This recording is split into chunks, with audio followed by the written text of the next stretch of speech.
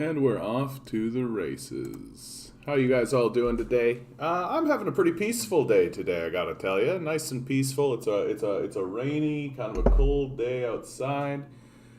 Recovered from my capitalist job, right? Means that I sleep and I sleep and I sleep. And I gotta tell you, as I'm getting older, I'm really falling in love. I hope I'm not rubbing salt in anybody's wound saying this, but I'm really, really falling in love with just like lying in bed and not necessarily being asleep, but you know that moment you wake up and you're just there and you're comfortable. You're in a nice warm bed. You don't need to get up. You don't need to do anything. Yeah, that's super nice. That's super, super nice. Just that moment of existing in warmth where you don't need to do anything. I feel like we rob people of that. I feel like we rob people of this feeling of comfort and this feeling and there's something kind of joyous about it. There's something lovely about just existing comfortably in your own bed for especially when it's like kind of chilly around you. Like it's kind of chilly in here right now, there's a little chill in the air. And you get a blanket around you and you're nice and cozy. I think more people need to experience this, right? Like this whole experience that we're having in this capitalist system where we gotta like, the alarm goes off and you gotta force yourself out of bed, right? Sometimes you're just a big toasty cinnamon bun. Exactly, Bumble Guppy, exactly. Good to see you, bud. Good to see you. And a happy bread day to you as well.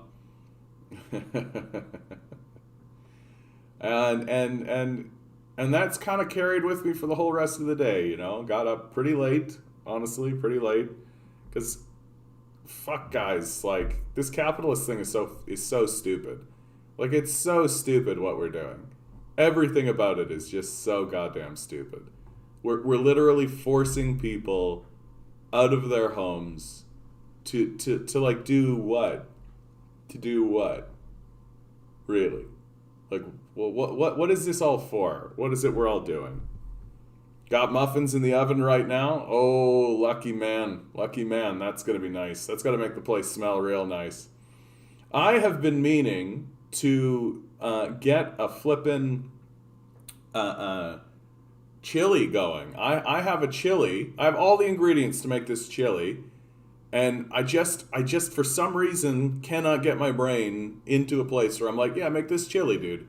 But now that it's nice and chilly in here, maybe I will. Maybe I will after the stream is over. I'll chop up all the, and it's not hard to do. You just chop up all the veggies, put them in the slow cooker, right? Like it's not like it's a. So I don't know what's going on with my brain these days, where I'm so resistant to that. Other news. Luck, it's a labor of love, man. I made it happen. Good for you, bud. Good for you. That's well. I don't know. You're lucky that you're in a position where you can have muffins. I suppose. I don't know what to tell you. I finally got some songs uploaded onto Bandcamp, which is great. A stranger bought one of my songs, so it makes me feel good. I'm definitely having like an imposter syndrome kind of a feeling. I got all those songs uploaded and all that kind of stuff. People give me feedback, and that's great and all that. Well, hello, Misty. How are you? I hope you're doing well, too, Misty. I don't see you around that often any longer. I hope you're doing okay out there. And I just feel like I keep articulating it. Like I'm waiting for the other shoe to drop. This isn't going to work. Like it's not actually going to pay my rent and all this kind of stuff. And I'm starting to see more and more that that's like an imposter syndrome. Like there's this thing in the millennial generation that gets talked about a lot where like the millennials that are actually being successful are or that are actually paying their rent with what they're doing, they feel like imposters. Yeah. And they feel like it shouldn't work and it shouldn't happen. And I'm starting to recognize some of that in myself. And I know that it's holding me back. Like there's all kinds of things that I could do to continue getting my message out there and getting out all that kind of stuff. But I feel like the imposter syndrome is starting to really actually show up and be a real thing. So things we all fight, right? Things we all fight in the capitalist system, which does everything it can to shit on us constantly, right? It does everything it can to shit on us constantly. So with all of that in mind, I'm going to play a tune. I think some of you have heard this song before, but I feel it's such a. I'm having such a peaceful day, so I'm going to try to keep that vibe going as long as I can. If you don't see it as a result of ego, then it's hard to take credit. Oh, I suppose. Yeah, there is a bit of that, I guess. Greetings to you, Major. How you doing? All right, guys. This is one of my more recent pieces, and I just find that I'm walking around all the time, and this song is just like perpetually in my brain. So I feel like I've got to.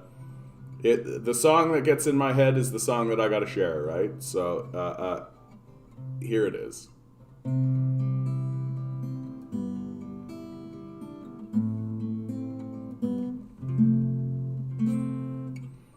I was just a little boy when my mom and dad divorced. Through my tantrums, cried my tears, I'd keep their vows by force. Now that I'm an older man, I see it had to be this way. And my love for them, it still grows each and every day. Time passed me by so swiftly, I could have been a better man. And every day I'm trying to do the best things that I can. And though they're not the people I expected they would be, I love them all the same. I just want them to be free.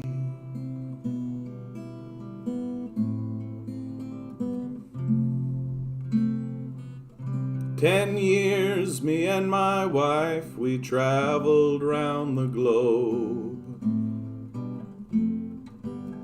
Sacred vows and shared mistakes, they filled our lives with hope.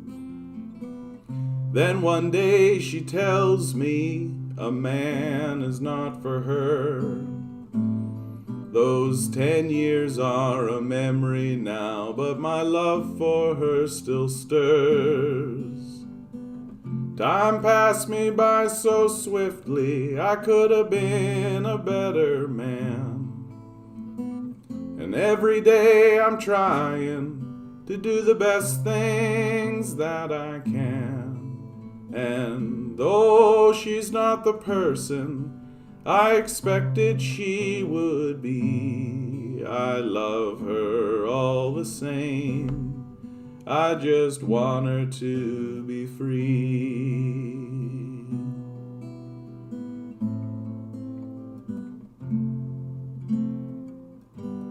My love had a little girl, a scrappy tomboy type. I watched her blossom like a flower, but she felt not quite right. Then one day she tells me she's a young man, not a girl. I picked her up and held her, then sent my son into the world. Time passed me by so swiftly, I could have been a better man. And every day I'm trying to do the best things that I can. And though he's not the person I expected he would be, I love him all the same. I just want him to be free.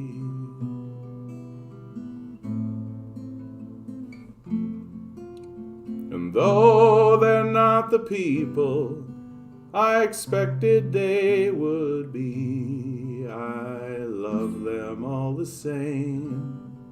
I just want them to be free.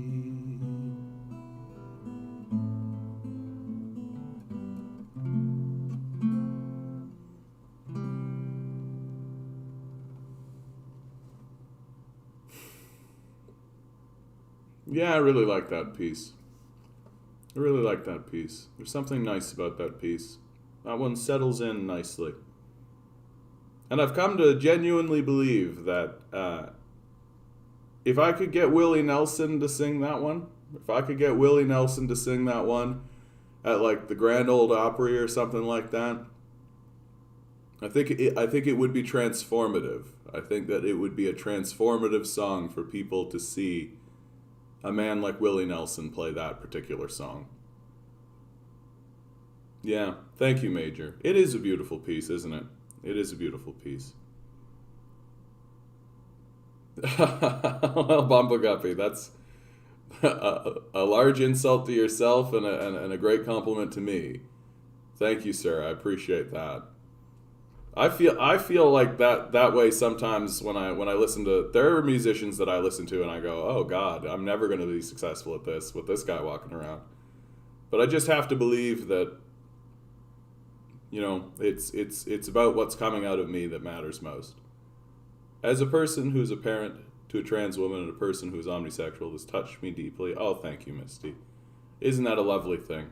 That's my biggest hope, honestly, is that it's somehow, because I mean, you could create these. Morning to you, Demand Better. Haven't seen you in quite some time. Good to see you, bud. Of course, I didn't think about this when it was happening, when I was making it, but afterwards, when you do like a post analysis of the piece, you really realize that like it kind of gets a person down the path in a real way. Like the first verse is about a divorce. Most people experience divorce, right? The majority of Americans come from divorced families now.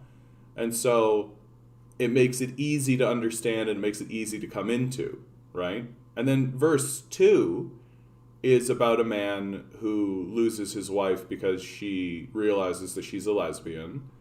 Not everyone experiences that directly, but it's a fairly ubiquitous story and fairly understandable.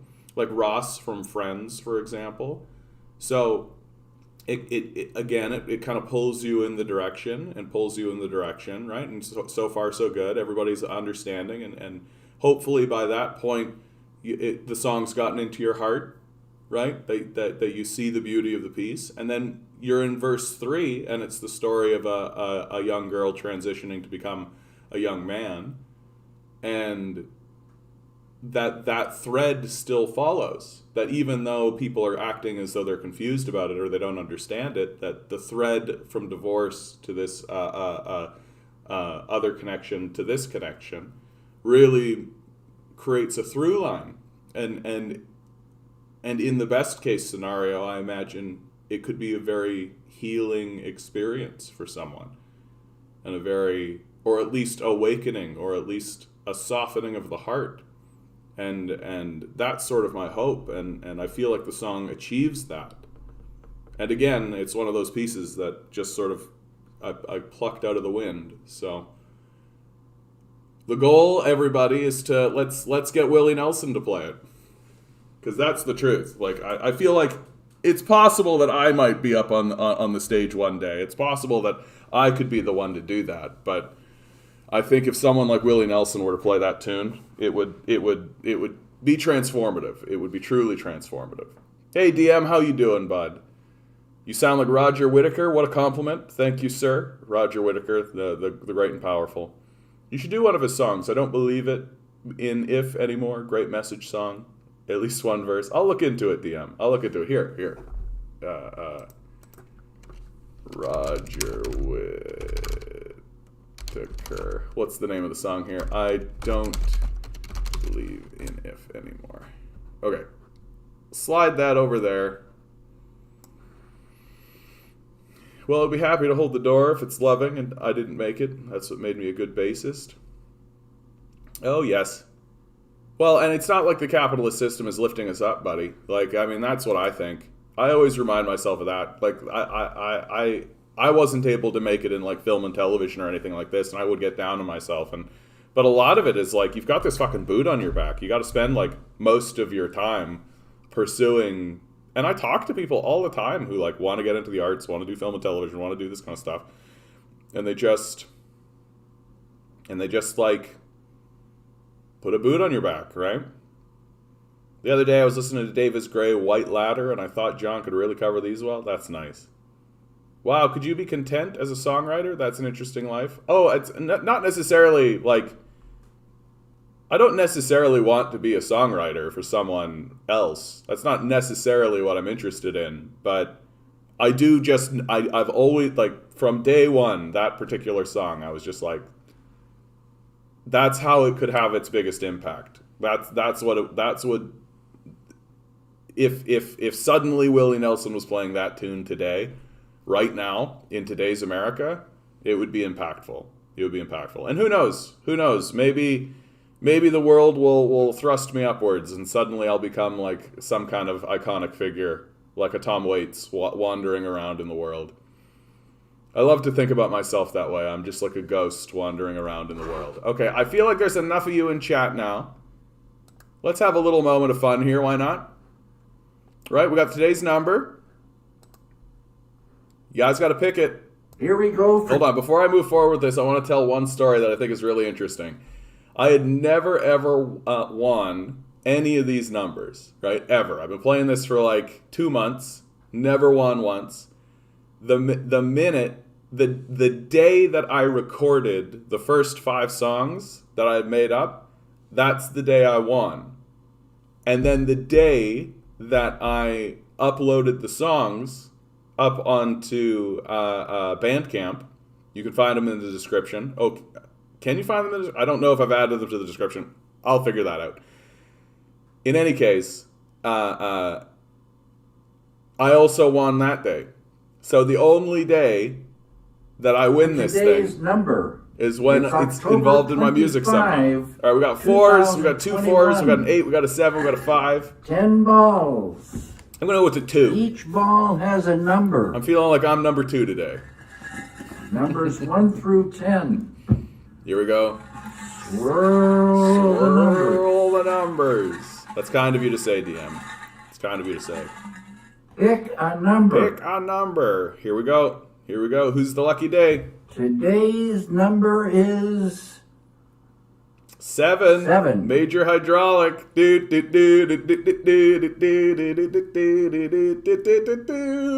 Mocked, you came in a little late. We'll give it to you anyway.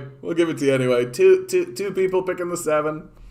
Hey, it's your lucky day today. There you go. Go buy a scratch ticket or something, guys. Yeah. All right. We got winners on the table. It feels good, doesn't it? And there's no rational reason for why it should feel good. Like, it's literally the most random shit at the end. But it's something about David Lynch and the fact that it's like, so you're getting a little Lynchian energy in your honeypot today. Honestly, I think there's quite a few things worth talking about today. Kind of quiet in terms of news.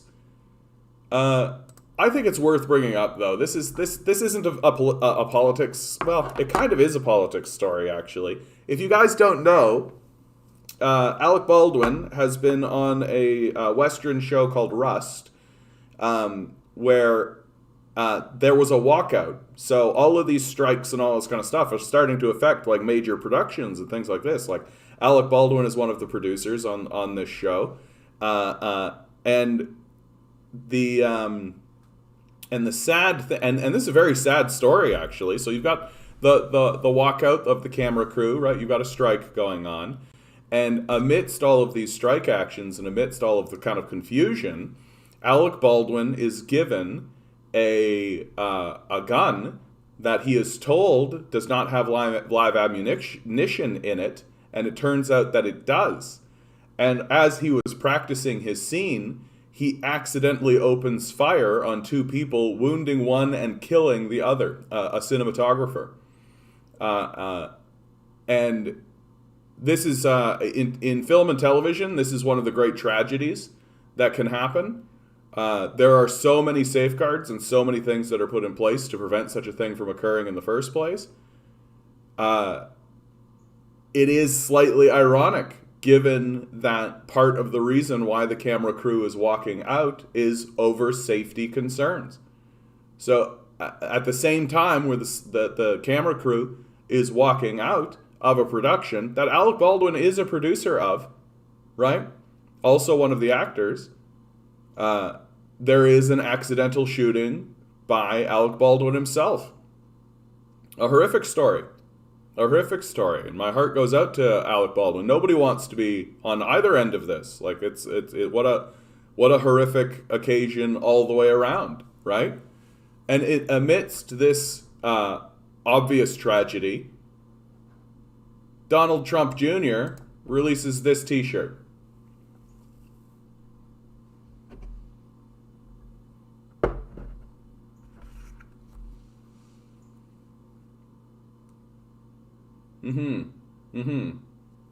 Let's all just sit in this for a minute. Like, this is the quality of the people who are leading the country. Like, these are the people who are leading this country. Like, yikes. Big yikes. Big yikes. Not gonna lie, this sounds like some Hitman 47 type assassination. Yeah, slipping a live round on set. Well, it's such a bad way to try to assassinate someone, because actors are typically taught, don't point your gun, even when you are shooting the gun. Don't point it at the person you're supposed to be shooting, right? There's all kinds of things you can do with angles and tricks and things like this to make it look like someone's pointing at someone when they're not. You never need to point your gun at someone, and Baldwin was likely adhering to that, which is why it was one of the crew members, the cinematographer, that gets shot instead of the actor. I mean, you're not supposed to point it at anybody, but I understand why such a thing would occur. So the question becomes, like, why was the gun loaded with live ammunition in the first place? Why was Baldwin told that the gun had not been... Like, there are people whose job is... Like, when you have guns on set, there is a person whose job is to make sure that those guns are safe. Period. That's their whole job. They do nothing else, right? And if you don't have that person, then you don't get guns. Like these sorts of situations are... Like, I mean, we all remember the story of Brandon Lee, right? This is how he died on the set of The Crow.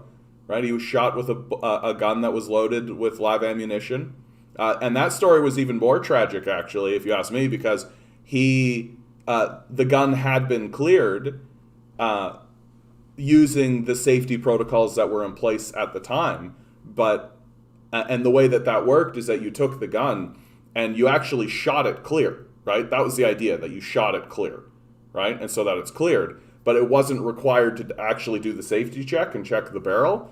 And what happened is that a piece of the bullet that had been shot cleared actually lodged in the barrel of the gun. And so the gun was loaded with a blank, right? And they were shooting blanks, but there was this piece that was lodged in the barrel, and that's what ultimately killed Brandon Lee, and transforms the way that they do gun safety to avoid exactly these sorts of situations. And it's extremely telling to me that amidst a walkout over safety concerns, right? Walked off the job, protest conditions and production issues that included safety concerns, right? Like, yeah, there's obvious safety concerns, very clear safety concerns, and hopefully, I mean, if you wanted to, I don't know if this is the truth or not, but if you were to ramp up the irony of the situation, it would be that Alec Baldwin himself is fighting against the union, right? That would be the great irony, that Alec Baldwin, as a producer on this project, is fighting against the unions, and then he himself ends up being the trigger man. John Schneider explained thoroughly on the proper protocol of how to use prop gun on a movie set. Posted up on YouTube. Yeah, like, I mean, it's you want to avoid these sorts of situations. Well, like, even if you're like the cynical, like, psychopathic capitalist, you don't want this to happen. Why? Because it shuts production down, right? It just shuts production down. Like, forget about the human level. Like, if you just think like a psychopath, you're like, yeah, I don't want people to get shot on set because that means that we have to stop production. Gee, it's hard to conceive that privileged, wealthy movie makers could consider themselves above labor and make a terrible accident. Wait, no, it's easy to conceive, yeah. Baldwin is a co-producer and had to have greenlit the Scabs, yeah. Well, and that's the other part of it is like there are scabs on the set now, right? And so these people are not necessarily up to snuff, right? And I feel like I can imagine the energy, right? You've got crew walking out, you've got scabs on the set, you've got deadlines, right? Like you've got deadlines to go. So I can just imagine the like hasty energy and the energy of just like, oh, okay, keep going, and all this kind of stuff. And I can see people losing control. I can see people making hasty decisions and cutting corners, right? And this is what happens. This is what happens, man. Like, don't fuck around with guns. Like, don't fuck around with guns. Like, I have heard stories from people who, like, because I was an actor, right? We use live ammunition. Well, not live ammunition, but we use guns in productions and things like this. And there was always a story about a guy who, like, he would go through all his gun safety training, and then right at the end of it, he, like, turned and said, "Oh, isn't that amazing?" But in turning with the gun, he actually, like sent the gun across, like, a group of people. Fired. Like, just, that's it. You're done. Like, you fail. Back to the beginning, bud. Like, you don't even take the gun and, like, put it across someone. Like, zero. If you do that, there are hefty penalties and there are hefty fines. Like, gun safety is so important. And I mean, where I'm trying to land on this, though, literally the day it happened, Donald Trump Jr. is releasing a shirt that says, "Guns don't kill people, Alec Baldwin kills people." That's pretty brutal. It's called lasering, right? Yeah. Pretty brutal. All right, moving on from this story. I hope Alec Baldwin was well. Like, I don't really know much about Alec Baldwin in terms of his personal life or anything like this, but no one deserves to be going through this. And to the family of the deceased, like, what a tragedy all the way around. Okay, let's get into some actual politics. All right, here we go, guys. You know my position. Here is Andrea Horwath's newest ad. Is this her newest ad? Close enough, right? Here, you know how much I complain about NDP ads, so let's go through it. She knows who she is. She knows who we are, how tough this pandemic has been, and what needs to be done to get us back on track. Andrea Horwath is a fighter for people, for workers on the front lines, families trying to find a home they can afford, seniors who deserve better care, and kids needing safer schools and a future to look forward to. Fierce, loyal, optimistic. I'm Andrea Horwath. I'm proud to be on your side. A message from Ontario's NDP. I actually really like this ad. I like this ad for a lot of reasons. Reason one, Andrea's not talking. Like, you know my big critique about Andrea Horwath, right? Like, she comes off like a substitute school teacher. She comes off like a kindergarten teacher. The only line they gave her was this one. I'm Andrea Horwath. I'm proud to be on your side. And she nailed it. They gave her one line and she nailed it, right? Like, she doesn't come off like the kindergarten substitute teacher. She even though they're kind of still dressing her like one, even though she kind of does kind of have that look about her, she doesn't sound like it. She doesn't have that kind of thing going on with her in that moment. So already a success. The song isn't the like soft piano music. The NDP are safe. If anything, I would call this music determined, right? A determined piece, like like a forward momentum, right? There's a lot of determination in this music. Who she is. Right? She knows who we are. You can hear how it. Tough this Here, hold on. She knows right? who she is. One she thing. knows who we are. How tough this pandemic has been, and what There's needs like to be a- done to get us back on track.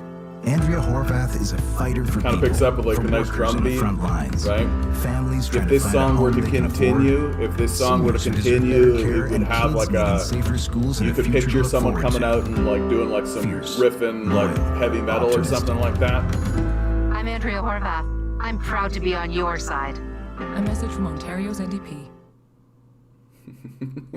And cut. Monster job, Andrea. Break lunch, 30 minutes. Yeah.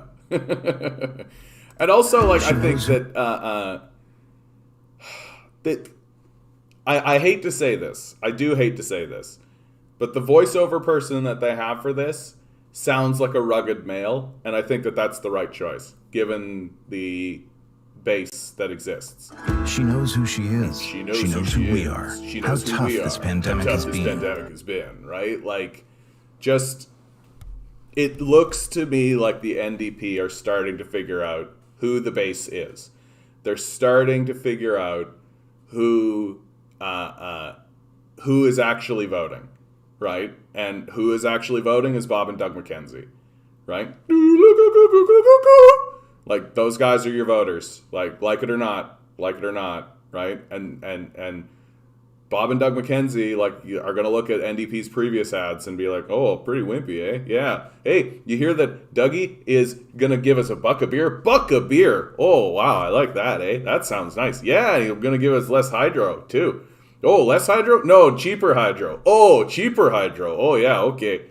Like, that's who you're voting for, man. Like, that's who's voting. Like, that's who's voting. And an ad like this, I think they would look at that and be like, oh, Andrea,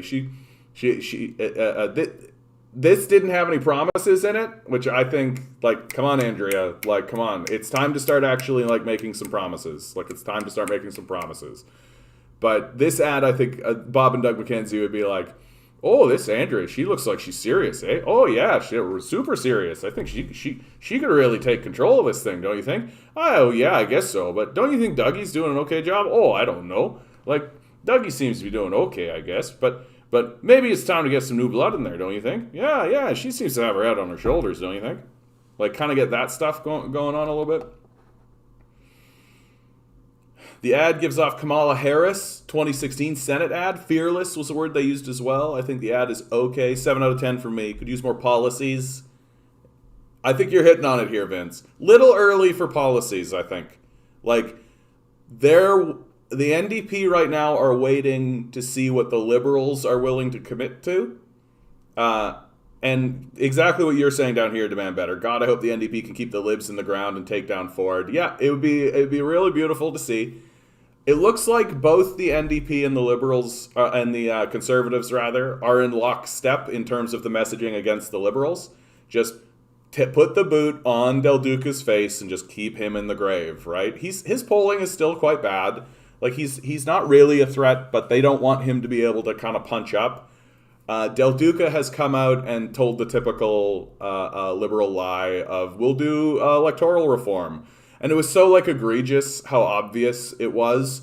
Because he was like, if I don't get electoral reform done, I'll resign. And if you believe that a politician is genuine when they say that they'll resign over something, like, I don't know what to tell you. Like, if anything, it should send you in the other direction. That if a politician says, I'll resign, you should just be like, that's disingenuous bullshit. Like, don't bullshit me, dude.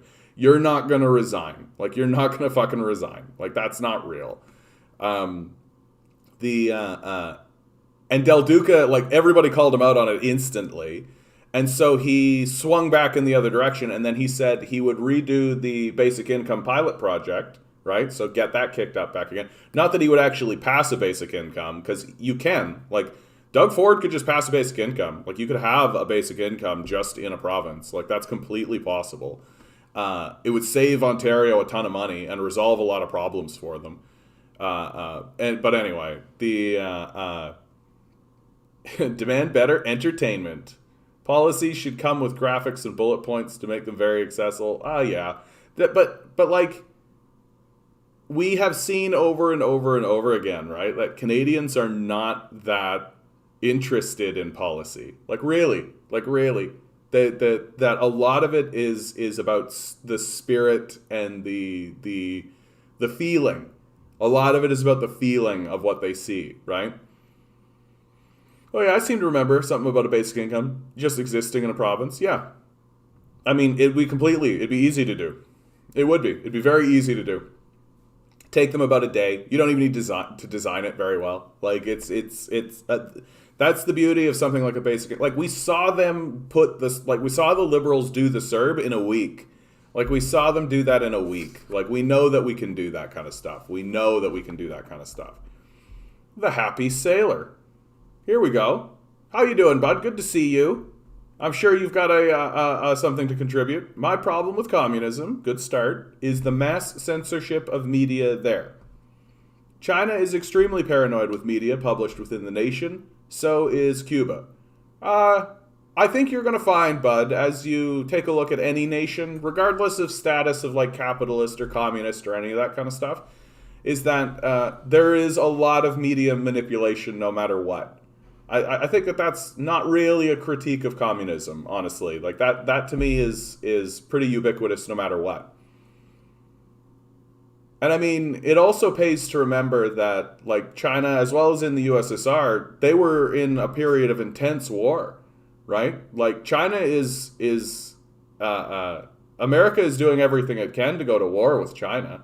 And the USSR had to face up with not only an invasion from the Nazis, but also the Allies' plans to destroy it afterwards, which it ultimately sort of succeeded at, right? So, of course, they're going to vet their literature because they don't want capitalist propaganda or neoliberal propaganda getting into their society, right? I think that that's kind of normal, especially when you're at war, which China currently is. Like the Americans are releasing documents like the Rand Corporation documents with plans to invade China to destroy 30% of their economy. Like for real, dude. Like if you've got a document like this, thinking through the unthinkable. That's it right there. No. Oh yeah, here it is. So this comes out of the Rand Corporation, right?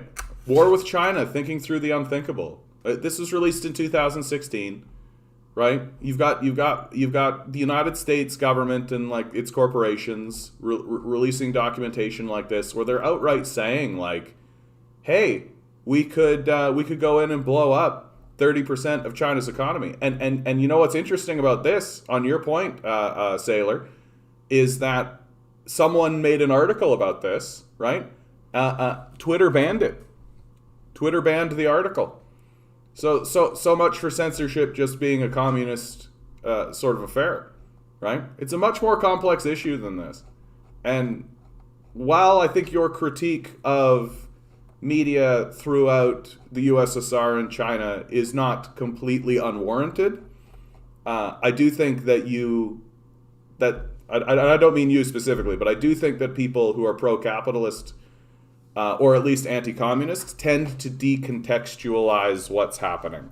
That if you decontextualize the fact that the United States is releasing documents talking about going to war with China, then you can kind of think what you like, right? And it's when you are within the confines of war, yeah. Like, what you go watch Good Morning Vietnam. There's a great example of what I'm talking about. Watch Good Morning Vietnam, right? You think the United States wasn't vetting the information that was going out into the public during the Vietnamese War, during all of its wars? Like, it's nice to believe that we should all live in a nice free society and everything's going to be nice and open and information and all that kind of stuff. But when you're dealing with bad actors and when you're dealing with people who are stating that their goal is to destroy your country, well, yeah, you need to erect systems of censorship. You have to. Like, you just have to. Like, it would be nice if we didn't have to shoot people, but sometimes people fight you, right? Like, it would be nice if when I was attacked by somebody, I didn't have to defend myself, but that's not life. It's not life. And so it's an unfortunate reality that hopefully if the United States finally stops releasing these sorts of documents and stops pounding the war drum, maybe it'll begin to loosen up, right? Unlikely, given the prevalence of the CIA, right? Which exists all throughout. But thanks for your contribution, bud. Thanks for being here. I hope you're still here. I just find this kind of thing more prevalent in communist countries rather than capitalist. Well, and the reason they're more prevalent in communist countries, mate, is because the communist countries are the ones that are under attack, right? I still absolutely despise capitalism. I'm glad to hear that, but this one thing turns me away from it. Well, hopefully I've given you a different perspective on how to look at that, mate. In the U.S., most publishers won't publish your books if they say something they don't like. Well, take a look at something like Chris Hedges, for example, mocked. Like mocked wanted to produce. Chris Hedges wanted to produce Death of the Liberal Class, and he got. They wouldn't publish his book, right? So he like literally takes his book and finally finds a publisher. It's one of the most influential books in modern American history, I think. The Death of the Liberal Class, written by Chris Hedges. They weren't going to publish his work, right? Project Mockingbird, yeah. There is mass media censorship in every capitalist country, too. The capitalists decide what gets published, seen, and discussed in public. Well, and even if it gets published, right? Like this, here's Noam Chomsky is the example, in my view. Noam Chomsky cannot get a sitting on CNN, MSNBC, Fox, any of these places. He simply is not allowed in the discourse, right? And it doesn't matter how much he publishes. It doesn't matter that he is like a tenured MIT professor. It doesn't matter. None of that matters, right? His work does not get platformed. Why? Because his work is explicitly anti-capitalist, right? Or at least anti-imperialist, right? And he just can't get shown in the public discourse. So they'll let people get published all day long. They just won't talk about it, right? You can be shadow banned, have your comments and posts deleted. Yeah, links to certain websites can't be posted. You can be directly banned in the U.S. I mean, this channel alone, I suspect I've been shadow banned. Although over the last 2 days, I've had a considerable amount of growth. So I don't know what to think. I don't know if I've been shadow banned or not. Certainly, I've been deprioritized. I think that might be a fairer way of saying it. But that I've just been caught up in a lot of the deprioritization that's happened to a lot of leftist thinkers and speakers. If the reporting on communist censorship was provided by a government-controlled censored source, you're gonna have a bad time. Yeah. Uh-oh, Sailor. It looks like you kicked the hive here. It looks like capitalists have world hegemony, so do some authoritarian countries feel the need to control media even more overtly. It's not China's communism; it's the authoritarianism that sucks. Well, and I have come to understand the phrase authoritarian, right? Like authoritarian gets used a lot as a way to denigrate a country. And then when I actually investigate what authoritarian means, right? It seems to me like authoritarian means having rules and enforcing them. And we live in a country that only has rules for us, the lower classes, that those rules don't actually apply to the wealthy. Because we have something called a free market system, is what we tend to talk about. And so there aren't really rules, right? I mean, the seminal statement is like, let chaos reign. It's not much different. And so if you live in a society that has never really had rules, the rules that exist only apply to certain groups of people. They don't apply to other groups of people. There's always a way to subvert or get around any rules that are placed. There are always loopholes put in, all this kind of stuff, so on and so forth.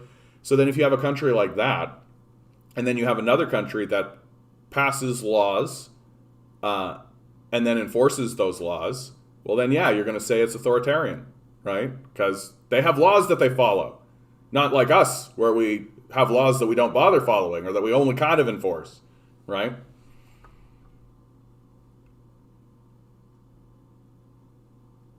Yeah, Beijing, 1989, tea on a man's square, yeah. It's odd that you've got to do that, eh? It's odd that you've got to do that.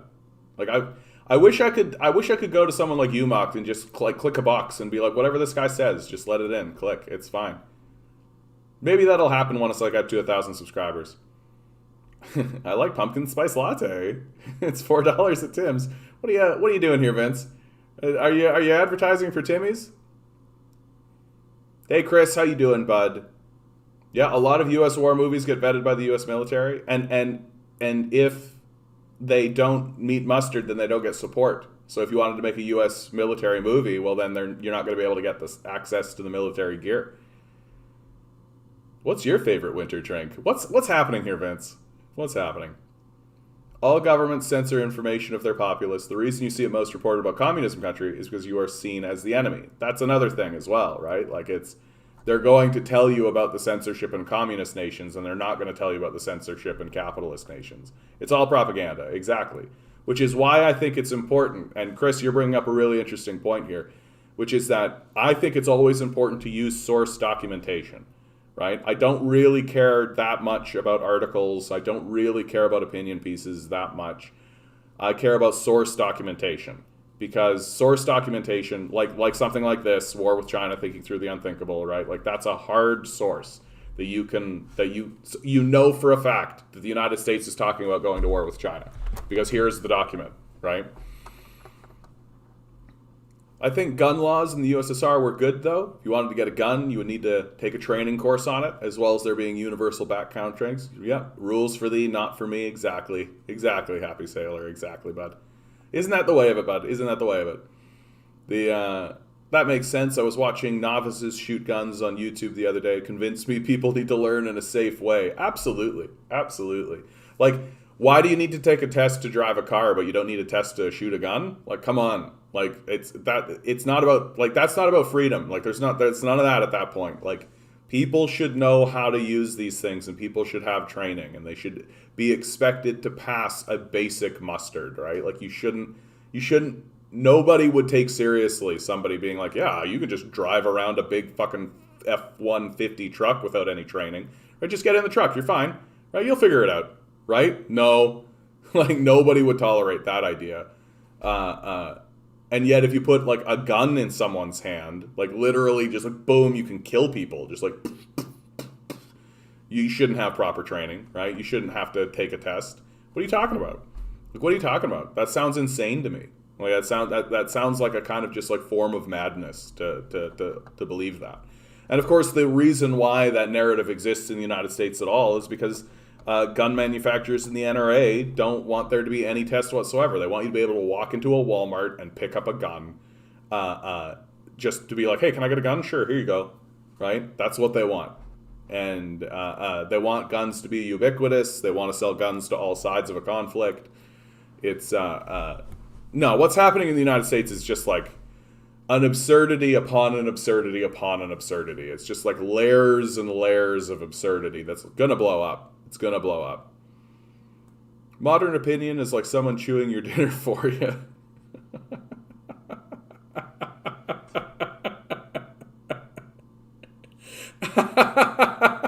Bumble Guppy. Bumble Guppy. That one got me, bud. That one got me. And you're right about that, Sailor. It is all about the money. It is all about the money. Speaking of money, I think I'm going to read this article. Oh, yeah, don't worry about it, Sailor. Don't worry about it. End of the CRB. Hey, Ruth, how you doing? Speaking of which, I guess my comment wasn't approved. Again, I'd love to be able to click on you, Ruth, and just be like, whatever Ruth says, just send it on through. Yeah, I don't get it. Like, YouTube, it's got weird little banning protocols and things like this. It's very odd. It's very odd. Okay, I'm going to read this one aloud. And this comes from a source called readpassage.com. Ending the CRB now is cruel and pointless. Cutting off welfare benefits will do nothing other than shove people already living on a knife's edge into financial ruin. This is written by Taylor Skolin, October 22nd. On Thursday, the government announced that the Canada Recovery Benefit will come to an end on Saturday, impacting more than 780,000 people by the most recently reported count. The CRB has provided recipients with at least $600 every 2 weeks since its introduction last year.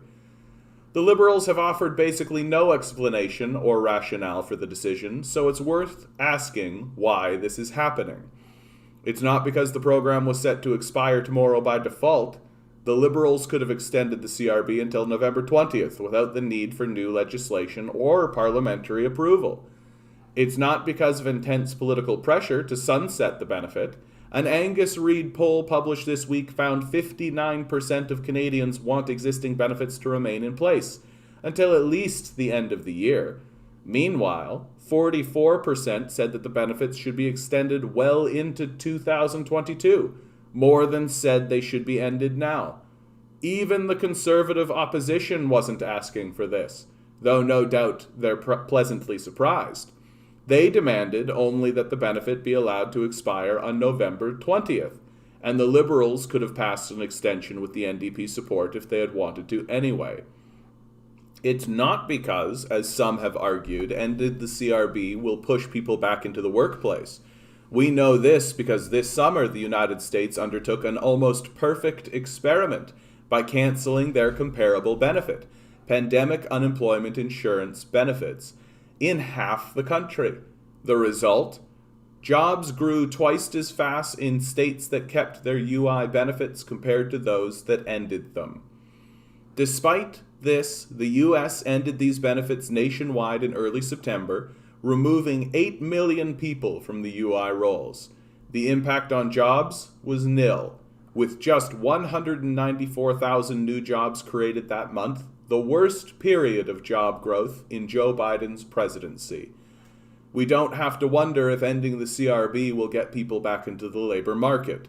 We know it won't, because the Americans just tried the same move, without success. Given that the CRB is less generous than the American pandemic UI, it's likely to be even less of a factor in pushing people into the workforce. Why, then, is the CRB ending? The only explanation left is that the federal government is adhering to long discredited economic nostrums and the cruel, mindless logic of austerity. The fantasy that the only thing standing in the way of a high-octane labor market is a measly payout every 2 weeks. Not only is this obvious nonsense, it's also magical thinking that lets the government dodge the more difficult work of crafting real economic policy, a topic in which they've shown precious little interest during their 6 years in power. As the American experience has shown, cutting off welfare benefits is going to do nothing other than shove people already living on a knife's edge into financial ruin. From this perspective, the suddenness of the government's decision looks particularly vile. Building a thriving economy will require significantly more thought and serious policy making. It will require making decisions about where we want to invest, how we'll train people for the jobs that need doing, and what it is exactly that Canada is going to produce in the 21st century. All questions that the government has yet to answer. Much easier, after all, to kick the poor off their measly benefit and call it a day. More and more, I'm getting to the point where I'm realizing that the Liberals don't actually want to govern anymore. I think that that's really the case. That this last election was an attempt by the government to seize majority power so that they could just let the corporations take over. That they don't actually want to discuss things any longer. They don't actually want to debate. They don't actually want to negotiate. They don't actually want to listen to the people and have to respond and govern. They're no longer interested in that. They just wanted to get the majority so that they could all step aside and allow corporations to come in and take over. And this is beginning to this is beginning to manifest itself in lots of questions. People are beginning to ask themselves, why is it that the Liberals are not getting back to work? Why is it that they are holding off? You've even got Liberal MPs asking very cleanly, why is it the case that we're not getting back to this? Why are we not getting back to work? Why are we pushing this out and pushing this out? And the only response I can come up with is it's because the Liberals are no longer interested in governing. That they genuinely, they simply were mouthpieces for corporate power in the first place. Things like the carbon tax are a straight-out fossil fuel policy given to Trudeau to read out loud from a cue card so that people, so it would placate the people. It's your classic Liberal throw crumbs and things like this. And the Liberals are just genuinely no longer interested in playing this game of actually helping people who need help. They want to defer to their corporate power structure, and they want corporate power to take over, because in many ways corporate power already has. That even the liberals are getting exhausted maintaining the illusion, right? Because the liberals aren't really liberals. Like, they're conservatives, pretty obviously now. Let's see what you guys have been saying about it.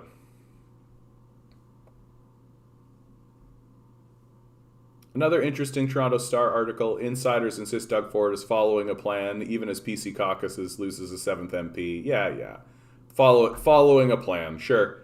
I mean, don't get me wrong, Doug Ford definitely has a plan, right? His plan is just to make himself rich. You can manually approve users in the settings? Can you? Can I do that? Nah. This is being done for capital for sure. They know if it remains low, their low-paying jobs will not be filled by desperate people. Yeah, there is a bit of that. And like they don't work for you. Like the liberal, and this is the reason why they weren't able to get their majority, is because enough people have called them out on their bullshit, right? Enough people understand that the liberals are not interested in working for the working class. They're not interested in working for the majority of the populace even. Right? The people who are voting liberal at this stage in the game are just out to lunch. Like, they're just completely detached, out to lunch. Like, your middle managers, right? Your people who have sold out their soul to this job that they hate. But they're just so entrenched in this idea that, oh, I've got to work for this corporation and then I'll get a house and all this kind of stuff. And they don't realize that they're being abandoned too, right? They're just on exactly the other side of the abandonment, right? They haven't quite been cut off. And I'm hearing more and more stories, even locally, right, of people who have been working at a job as like a manager for 10 years, just getting let go, just getting told, okay, bye, right? These places have no alliances. All of the alliances are alliances of convenience. And it genuinely seems to me like liberals haven't gotten the wake-up call yet. They haven't quite figured out that, like, oh, like, we're going down the drain here. Like, this whole thing is going, like, into the shitter. And it's like they're on top of the water as a whirlpool is spinning, and they're seeing people get sucked into the whirlpool, but they're saying, oh, I haven't been sucked into the whirlpool, so everything's fine, right?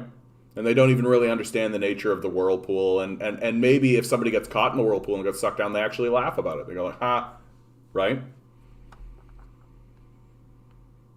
We shouldn't need welfare. Yeah, just make sure everyone can have the same opportunities and the same shot. We shouldn't have this problem. Just look at China, the USSR, and so on. I mean, by the 1950s, welfare wasn't necessary in the USSR. I mean, these places still had like fairly robust welfare systems because you can't rely on job markets. Like, you just can't. Like, the job markets are too fragile. It's not good enough. It's just not good enough. And you need some sort of stable platform that people can stand on. We gave Trudeau permission to be an ass now that he got voted back in, despite everything. Now he doesn't care because he found a job when he's done in 4 years. Well, this has always been my feeling, Ruth. I think Justin Trudeau is done. I think that he called this election because he was sick and tired of having to negotiate and having to work, right? He was sick and tired of having to do his job that we elected him for. And he wanted a majority so that he could just step aside and let the corporations take over and he could go on vacation, right? Like, and he always he knows that he's got a job after he's the prime minister, right? Take a look at what happened to Harper, right? Like, Harper leaves office and is just like sitting on a board of directors. He like does an interview once every 4 months or something, less than that even, and like writes an article every so often, right? That people are supposed to pay attention and take seriously. And in these interviews and in these articles, he's outright explicitly admitting that his interest is in white supremacy. Like, he'll say things like, oh, yeah, I'm interested in Western culture, specifically Anglo-Western culture. It's like, oh, so white supremacy. Like, that's what you're interested in. And, I mean, but we don't take these things very seriously. But he's sitting there, and he's got a 6-figure salary, right? Like, he doesn't need to work. And Justin Trudeau knows he's got the same thing. So he I won't be too surprised to see like a leadership convention and Justin Trudeau just sort of step aside without really fighting. I genuinely think that he's done. Like, he's not really interested in governing. And if they ever were, really. Yep, socialism for the rich, rugged capitalism for the poor. Happy Sailor, I love what you've done here. You came in with like an anti-communist sort of statement, and now you like immediately swung the other way. I got you instantly.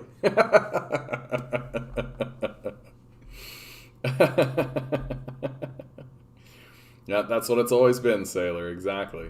Should leftists keep resisting, or should they just let the neoliberals continue enacting their policies and wait for the economy to collapse, causing less suffering in the long run? So that's accelerationism, is what that is. And my concern, or the warning that I always leave out to accelerationists, because it's easy to get caught in this idea of just let it all fall over and like it'll burn itself out and all this kind of stuff. There's always another level of suffering, right?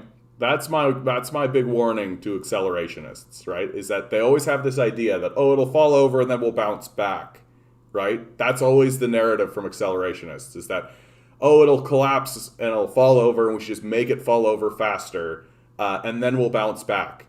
And the reality is that you don't bounce back, right? That when you create an accelerationist culture, the people who are accelerating it to where it goes tend to take power, and they tend to continue accelerating the decline.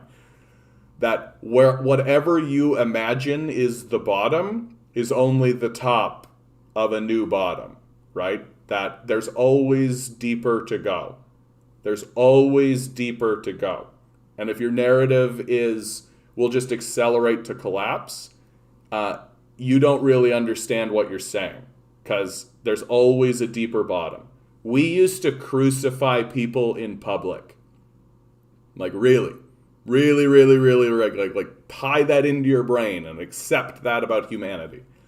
That there was an empire that reigned for hundreds of years, that was well established and entrenched with a large military force, that was publicly executing people. Like in the fucking town square. Publicly executing them through the process of crucifixion. There's always another bottom.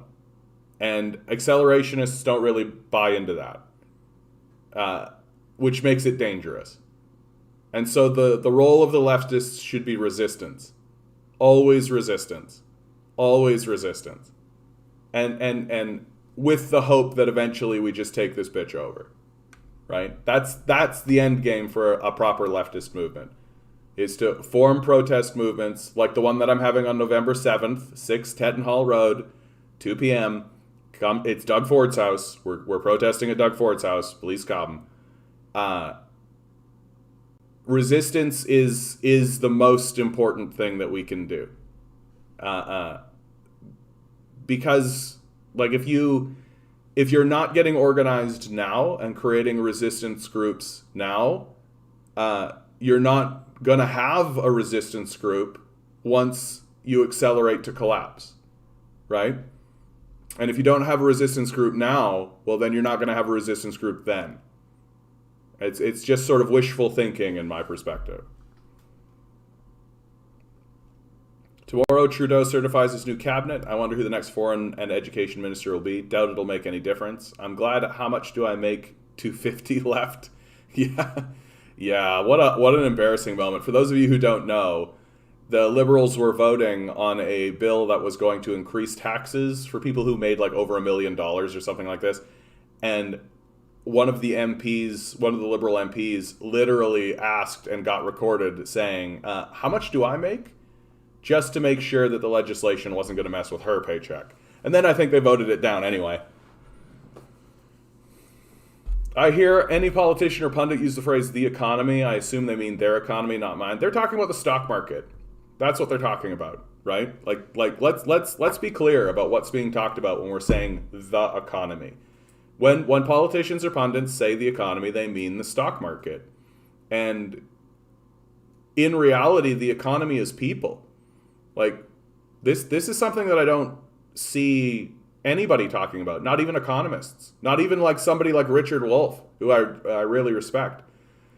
The economy is people. If you don't have people, you don't have an economy. You are constantly fulfilling the demands and the desires of people, right? And the idea that like hyper focusing on the stock market instead of the people, it's an abhorrence, right? Anybody who is speaking about the economy should be talking about what's good for people. And like, do you think having like not polluted atmosphere, and do you think having like clean drinking water and cheap food and cheap rent or cheap housing, like all that sounds really good for people? Oh, but not so good for the stock market. So when they talk about the economy, they mean the stock market, which the stock market is owned by 10% of the society at best, and really it's owned by like one fraction of 1%. Yeah, what do you call a capitalist with no capital? Working class, exactly. Chrystia Freeland is the boss now. Yeah, I suspect she'll be the next leader. I mean, the liberals might as well elect a Nazi collaborator, right? They might as well. If they're going to do stuff like this where they outright betray the populace, right? They might as well just elect a Nazi collaborator. Just get it done. Mulcair, just like me, is certain that Freeland will lead the next Liberal Party. Yeah, of course. No, she's the deputy prime minister. She's the foreign minister. Like she is obviously the one that's positioned, right? And then on top of that, she has connections to Nazis. So it makes total sense across the board. 100% she will try to replace him. No, I don't even think it's going to be that she's going to try to replace him. I think that Trudeau is just going to step aside. I think he's done. Like, I think he's literally done. I don't think he wants to be involved in this process any longer. USSR leased mini cars via social care system to disabled people for 5 years. Rad. Helicopter pilot. How you doing, bud? I've got a sailor and a pilot. How you doing, bud? Communists in America are neats. I don't know what you mean by neat, buddy. Sorry. I'm not, what is neat definition? Not in education, employment, or training. Oh, yeah. Communists in America are neats, which is funny because Lenin said, he who does not work shall not eat. Well, Western leftists in a nutshell. I have many opinions on Western leftists. And I mean, I think that what we are going through here in the West is a crisis of what work is or is not. Like, we are fundamentally in the midst of a spiritual or existential crisis, without a doubt, because we tend to denigrate in the West forms of labor that, unless that person suddenly justifies themselves by being like a millionaire or something. Right? So if you're like a singer-songwriter, or if you're an actor or a writer, right? Well, in capitalist society, that's only considered valuable work if you're a millionaire. But if you do the exact same amount of work and you just can't seem to find your traction, right? Or if you find yourself getting constantly interrupted by needing to go like make lattes and shit, right? So what? Making lattes is work? Right? So going to a place and giving people brownies and lattes is considered work, but making people a piece of art that makes them weep and maybe heals their heart, that's not work? Like, I feel like we have a fundamental shift in what is or is not labor. And we also have like a real opportunity.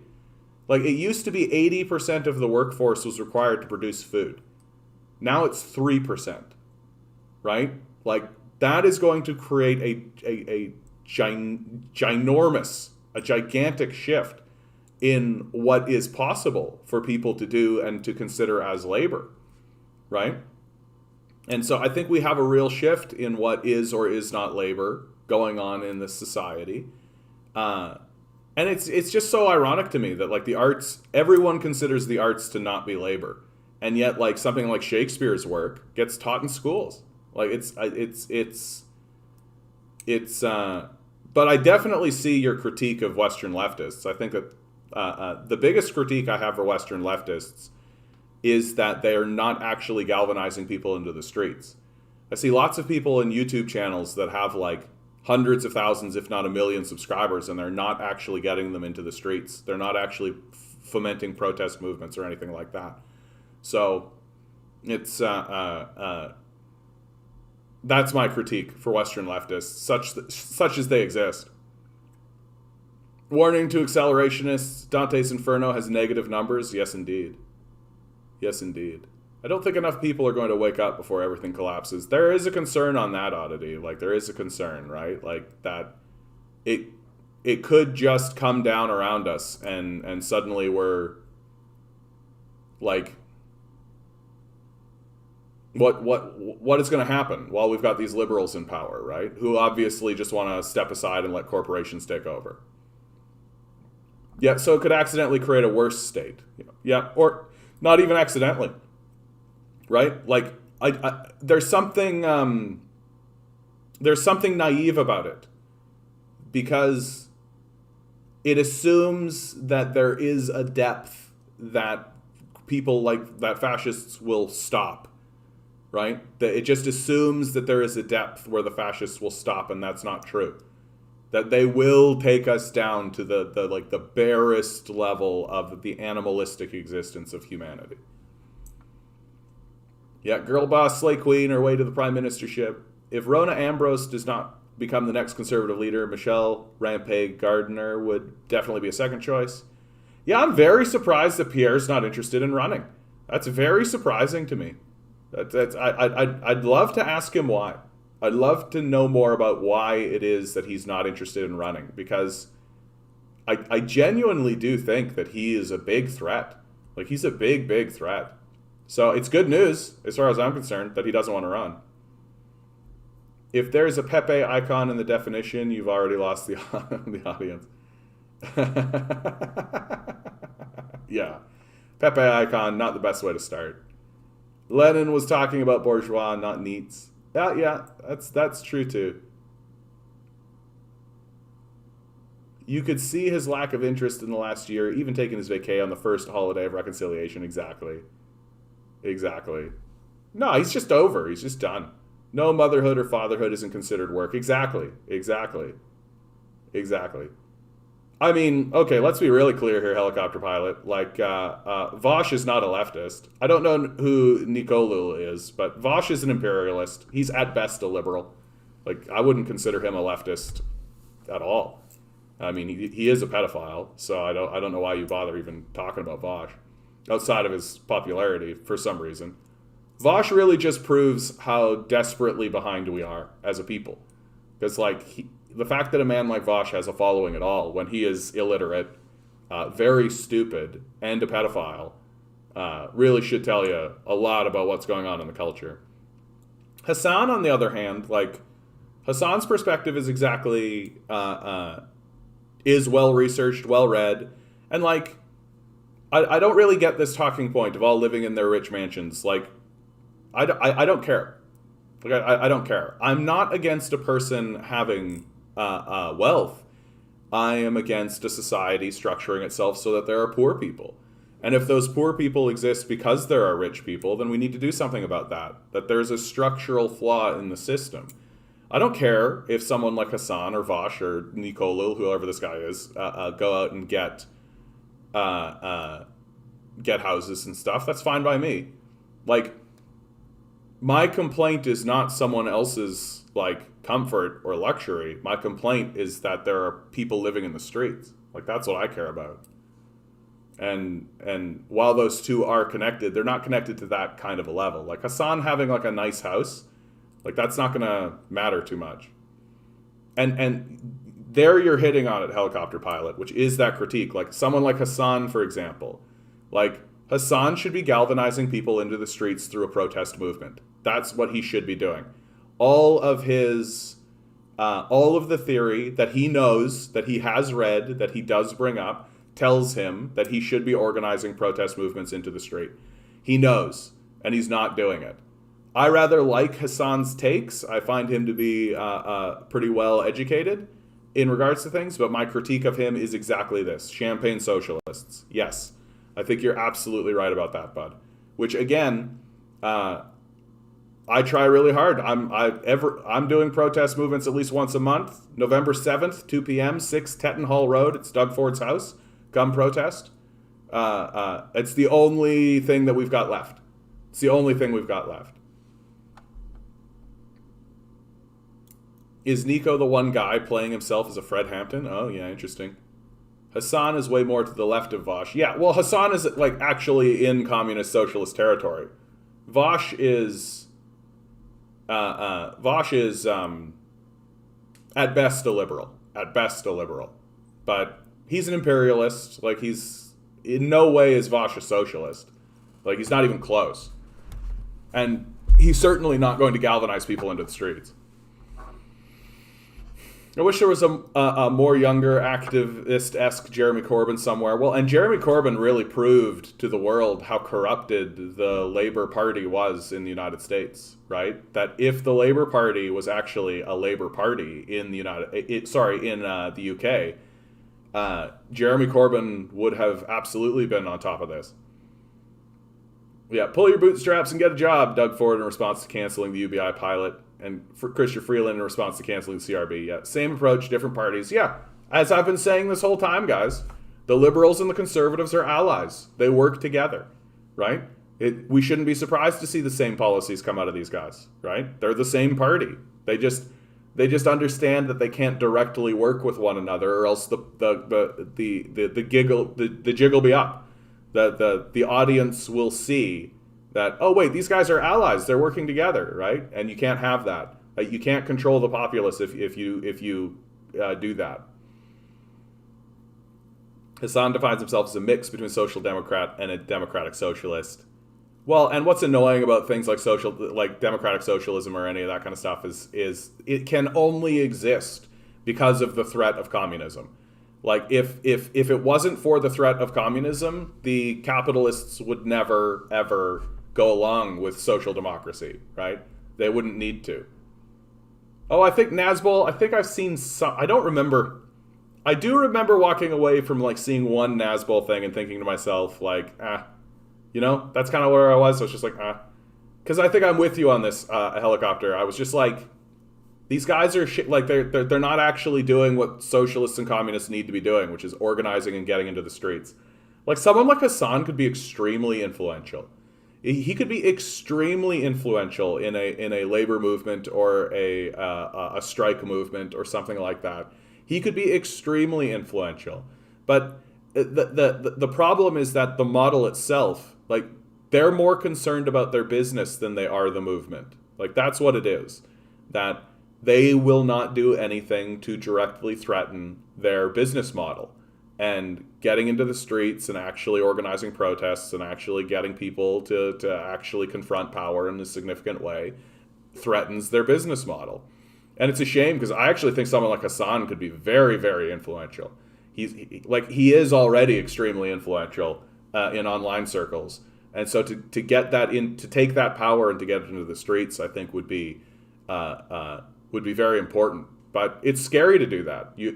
It's one thing to hide behind your camera and say things. It's another to actually get in the street, right? Like, that's where the real shit's gonna happen, dude. And, like, guys like Hassan will just stand on the sidelines and comment on it, while guys like me will actually be out there doing it. I mean, what position is being pro-pedophilia? That's Vaj. Like, I don't know why people listen to this guy. Like, I don't know why anybody pays attention to this guy. This guy argues in favor of pedophilia. Like, I don't know what more you need. Like, if you do not understand the concept of consent, and Vosh does not understand the concept of consent, it doesn't exist in his mind. He doesn't understand what consent is. He doesn't understand how it connects to issues like pedophilia, right? Then he certainly doesn't understand consent in international terms. He certainly doesn't believe that other nations have the right to not be to be destroyed or anything like this, right? He understands that. Why? Why do people spend their time doing this kind of shit, guys? Why do people spend their time doing any of this kind of shit? Yeah, we'll just go.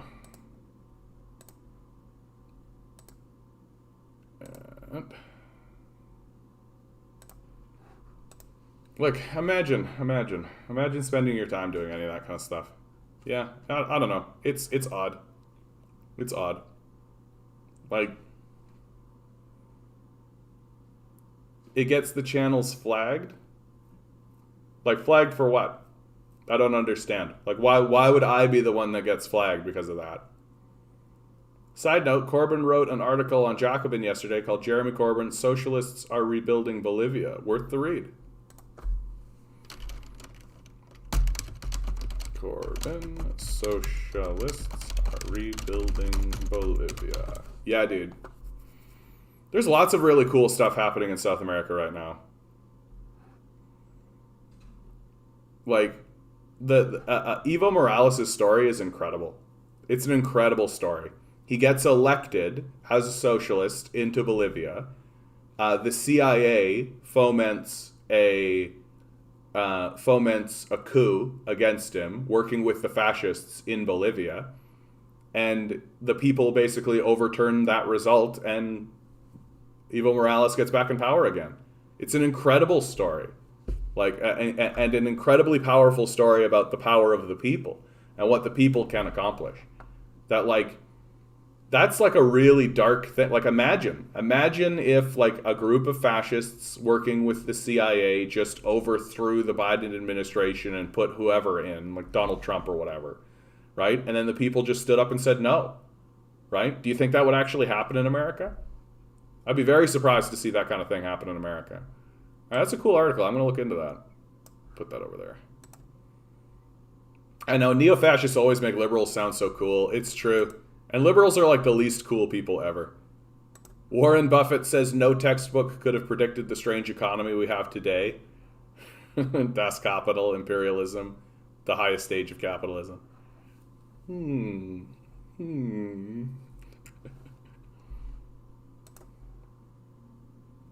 That we just watched that. Bruh, the economy isn't even real. We literally fucking made it up. Just let people have food, what the fuck? I was born into this dumb fucking world against my will, and now my life gets affected by whether line go up or down? People starve because of weird, sad fantasy line? Grow up. Thank you, T, frog, black flag, red flag. Yo, the meme I posted in Discord. Nice. Yeah, bud. Yeah, that one goes out the loaf. I liked it so much. So, some of the stuff you guys put in Discord, I'm trying to realize that, like, oh yeah, you guys are putting this stuff on Discord. I should send it into the world. Like, I should take that and funnel it. Do one of these, you know? Yeah, next up, the sequel, Socialists Are Rebuilding the Entirety of North America. Wouldn't that be nice? I don't think it's going to happen, Vince.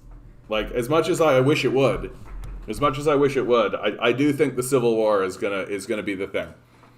The Civil War is gonna be the thing first. But let's send a message of hope out there, eh? What do you guys think? You guys know this song.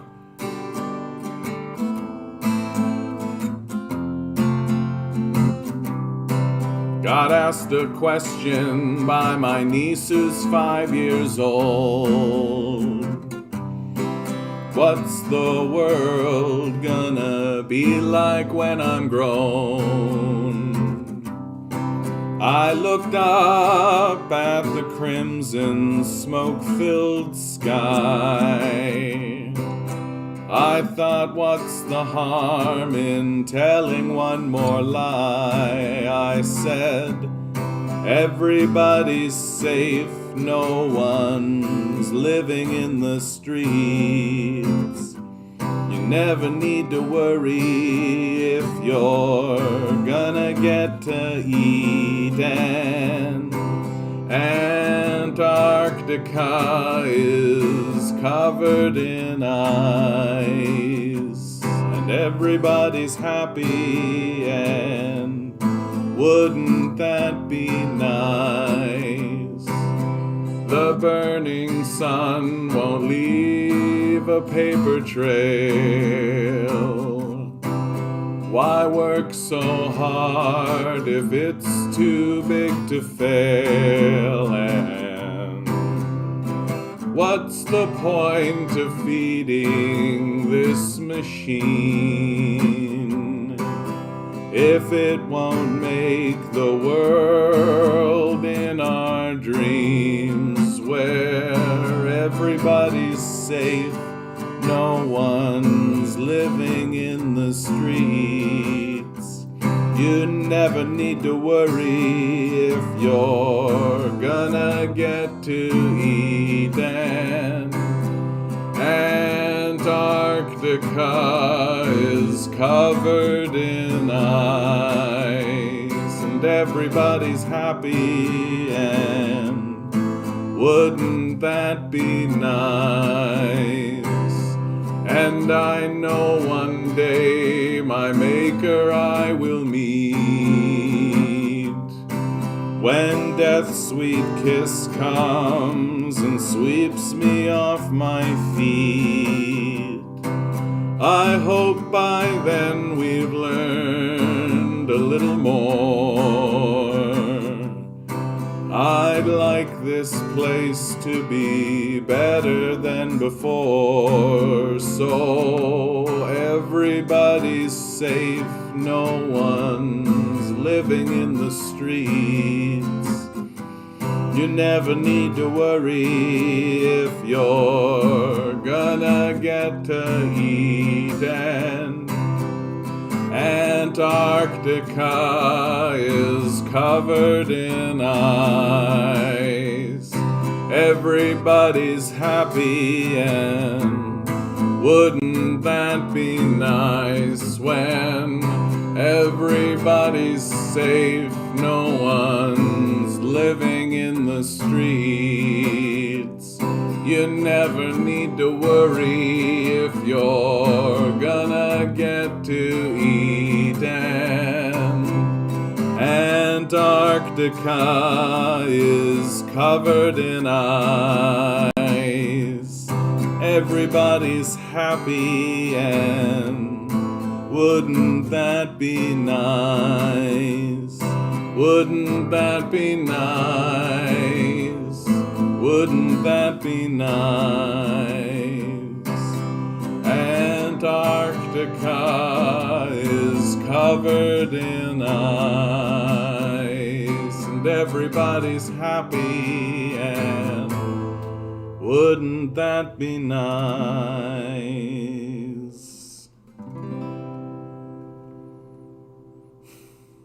And I know that we can do it. I know that we can do it. Because the solution to the problem is so easy, and the problems that are created from the solution are easier to deal with than the problems that we will be faced with if we continue our assault against the earth itself. That this place was a garden before we got here. The earth wants to be a garden. It made itself a garden for us. And if we want it to return to the garden that it wants to be, all we have to do is stop. We don't need to create something. We don't need to transition to something. We don't need to do something. We don't need to come up with a miracle ourselves, because the earth itself is the miracle.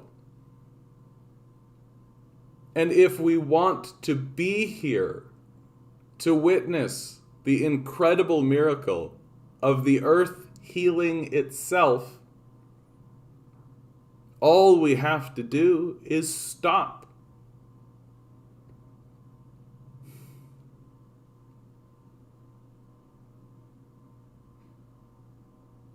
Thank you for your compliment, Vince. I appreciate that. I really do. I've been losing faith in myself over these last few days.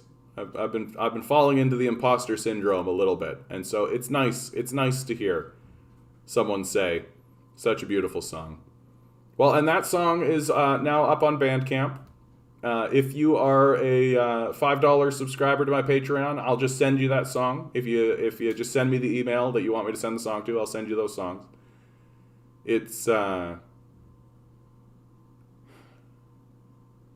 Yeah, it is a good song. I really feel good when I sing that song. It feels nice. It feels nice. Feels nice. I hope you guys are all doing well out there in the universe. I hope life is treating you well. Oh.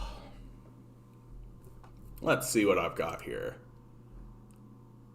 Yeah, Liberal MPs want to know why their leadership is taking their sweet-ass time to call first post-election caucus meetings, say Liberal sources. Yeah, because they don't want to govern.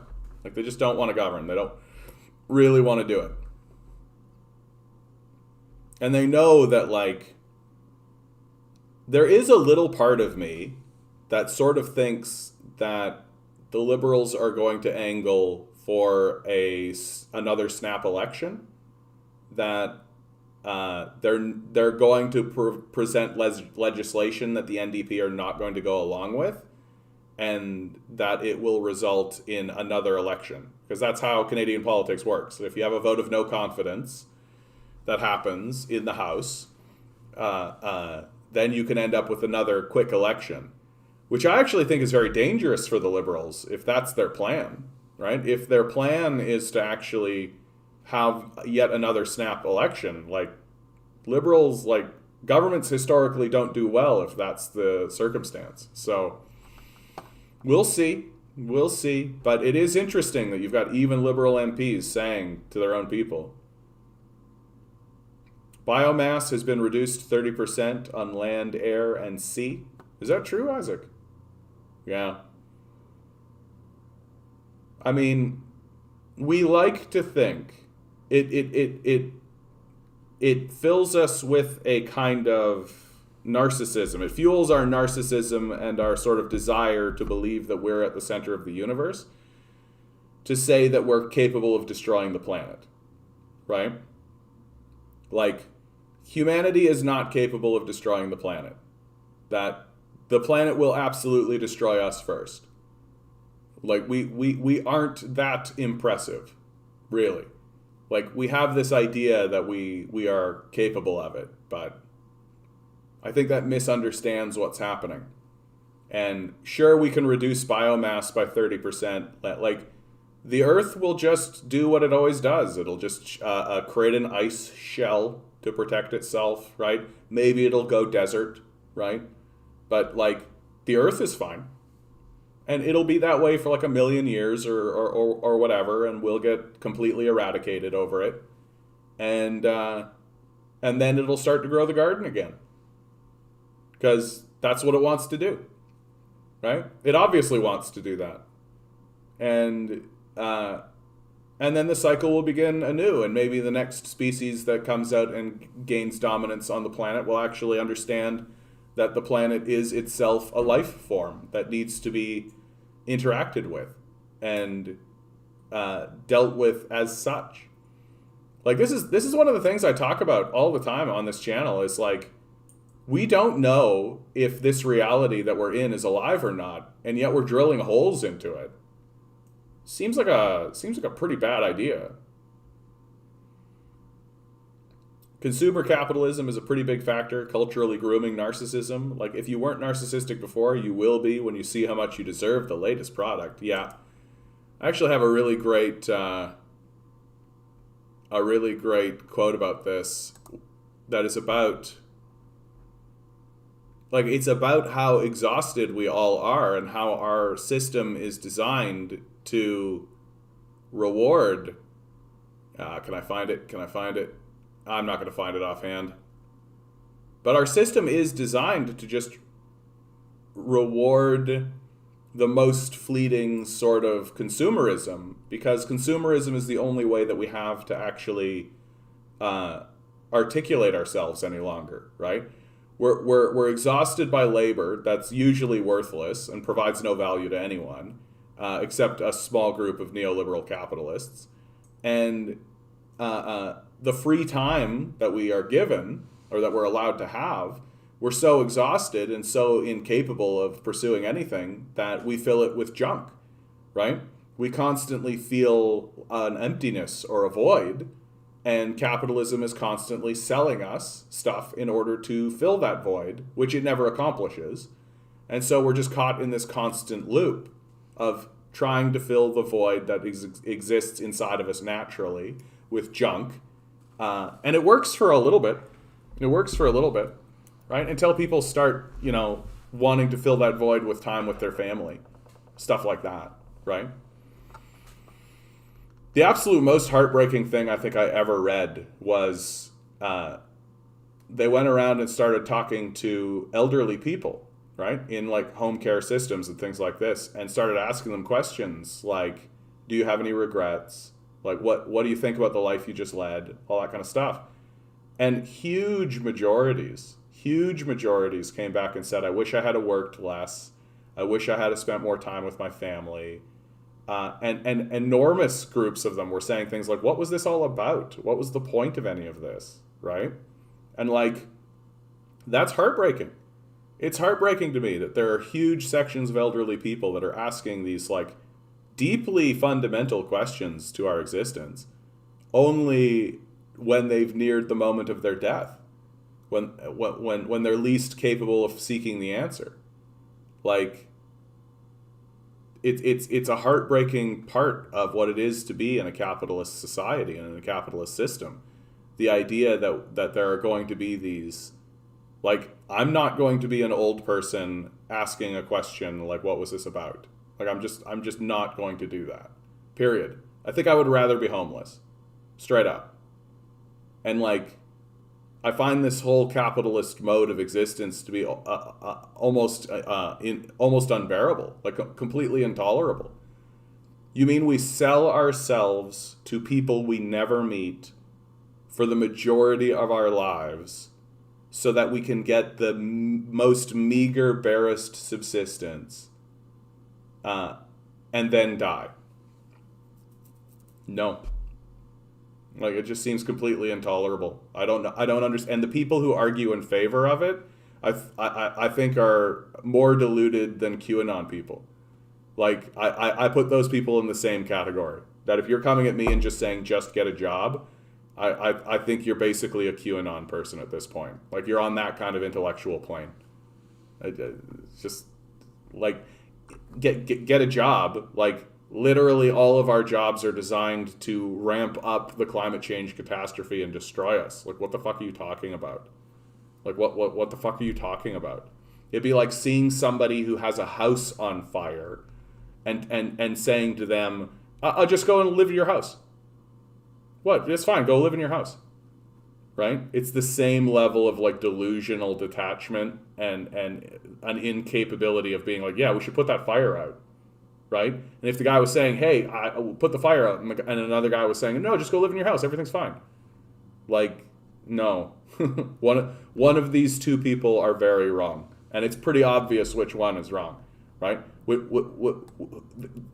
do you think is the guy that's right? Probably the guy whose house is on fire. Right? I can't imagine like seeing someone's house is on fire and refusing to acknowledge that the house is on fire. Like, we all know what happened to Lytton.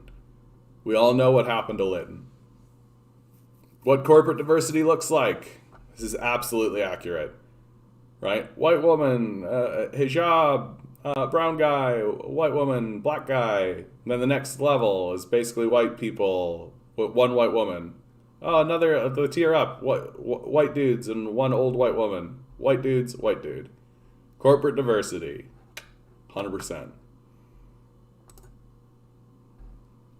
Capitalism in 1970. Work hard and you too can be rich. Capitalism in 1990. Work hard, you and a few crumbs will fall down.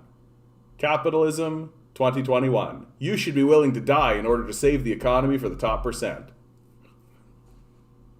Like, this is really like the difference between like having labor unions, like having a labor movement, not having a labor movement. Like, that's the difference. Here, this is what I was looking for before. The 8-hour workday. This speaks to what you were saying, Bumbleguppy. But the 8-hour workday is too profitable for big business, Not because of the amount of work people get done in 8 hours. The average office worker gets less than 3 hours of actual work done in 8 hours. But because it makes for such a purchase-happy public. Keeping free time scarce means people pay a lot more for convenience, gratification, and any other relief they can buy. It keeps them watching television and its commercials. It keeps them unambitious outside of work. We've been led into a culture that has been engineered to leave us tired, hungry for indulgence, willing to pay a lot for convenience and entertainment, and, most importantly, vaguely dissatisfied with our lives so that we continue wanting things we don't have. We buy so much because it always seems like something is still missing. Yeah, I think that nails it. I think that nails it. And what is missing is the pursuit. Like, every single person is born with a desire to achieve something in their lifetime. Everybody is. The trouble is that only that person can discover what that is, right? That it is like a shard of knowledge that you bring into this reality with you, that exists within yourself, and only you can discover it. And then the discovering of it is one aspect. It's one part of the job, right? That's one thing. And then the executing on that is another thing. Because you can discover what it is. Like, you can discover what it is. But then you actually have to do it. And a capitalist society, which wastes most of your life doing nothing important whatsoever, won't actually allow you to fulfill any of that. You won't actually be allowed to move forward in any meaningful way. You won't have the energy. You'll be too depleted. Your psychic ability will have been diminished in significant ways, which I am convinced is part of it. I can't afford what I need, forget about what I want. Exactly. Well, and that's the other thing, right? Keep workers desperate, right? Keep them out, like, 1 foot in and 1 foot out of work. Keep them constantly in a state of anxiety and fear. Keep them in this constant state, because then they're highly exploitable, right? And I always have to say, whenever I say that kind of thing, like, this is their stated agenda. This is what they have stated out loud in front of everyone on the public record, right? Like, I'm not inventing this. Like, you can go see Alan Greenspan talking to Congress. Alan Greenspan was a former head of the Federal Reserve. He explicitly stated that the goal of the American business should be to create desperate workers. Like, this is how they are organizing the society, and they're doing it knowledgeably, willingly, and on purpose.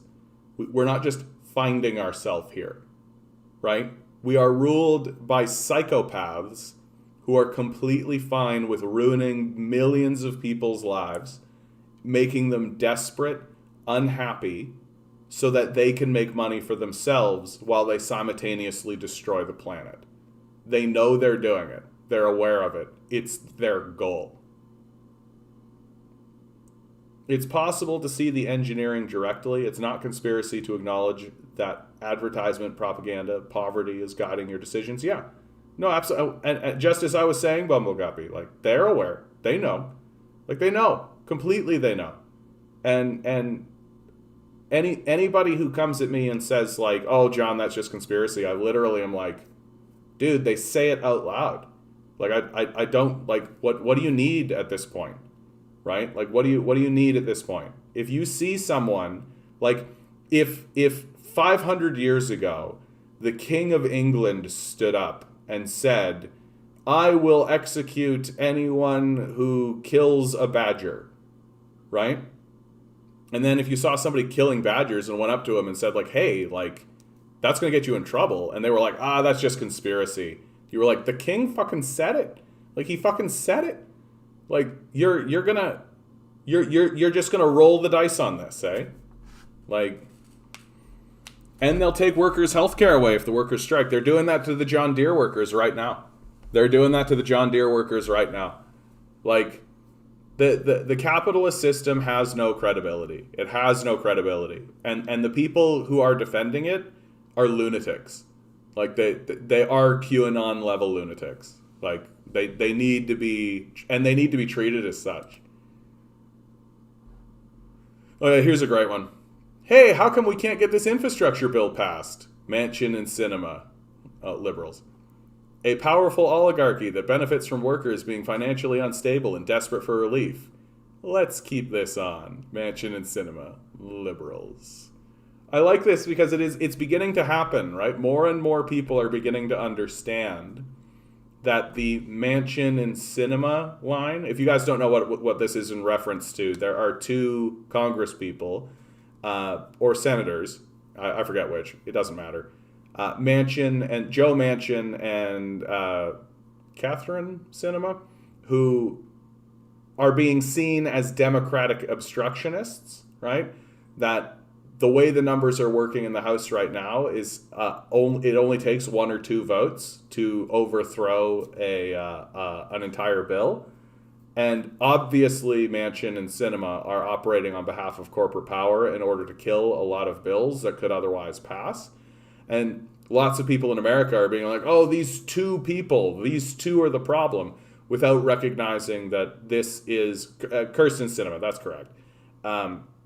Without recognizing that this is a strategy, that this is like the Democratic Party obviously got together and said, okay, Joe Manchin and Sinema, you'll be the obstructionists, right? You'll do the will of the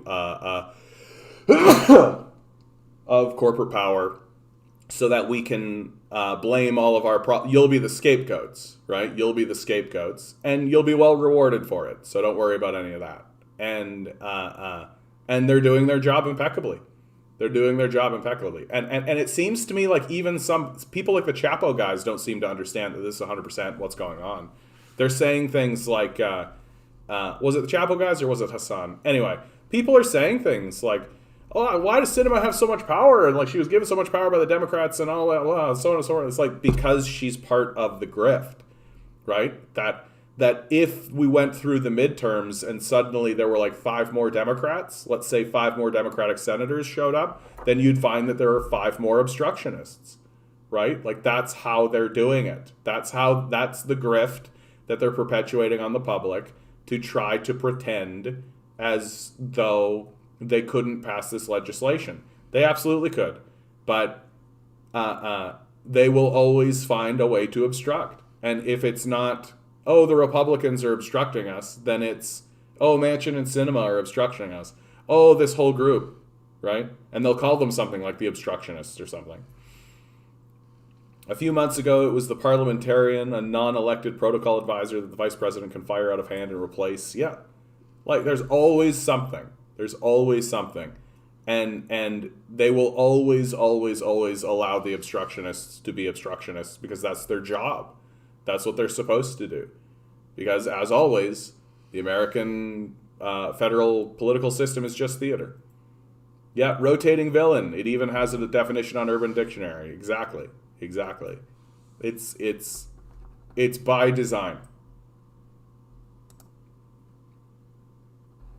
Former PPC candidate Mark Friesen sent to Ontario Hospital with COVID-19.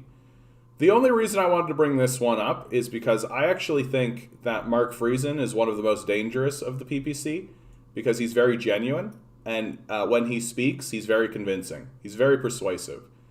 He's an older gentleman. Looks like, and unsurprisingly, right, like he's getting hit with COVID. Oh, it also brings up posted on a video platform, Rumble. Rumble is a video platform that I'm trying to get involved in. Right? I've already created a thing. I've just got to get this going on. Whoops, I doxed myself. Oh well, what can be done? So I'm going to start putting stuff on other... oh yeah, Shock Pikachu. Exactly.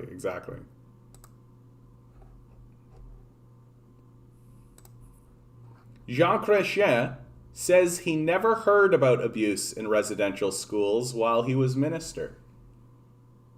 The reason I bring this article up is just to show like peak liberalism, right? Like Jean Chrétien, what was he the minister of?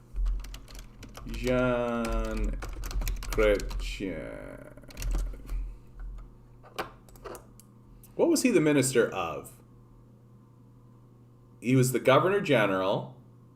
No, never mind. Oh, come on. Minister of Finance. Minister of Energy. So, but still, like, you have like an ongoing genocide going on, right? You are in the halls of power. You're like the Minister of Finance and then the Minister of Energy, and you have no idea what's going on.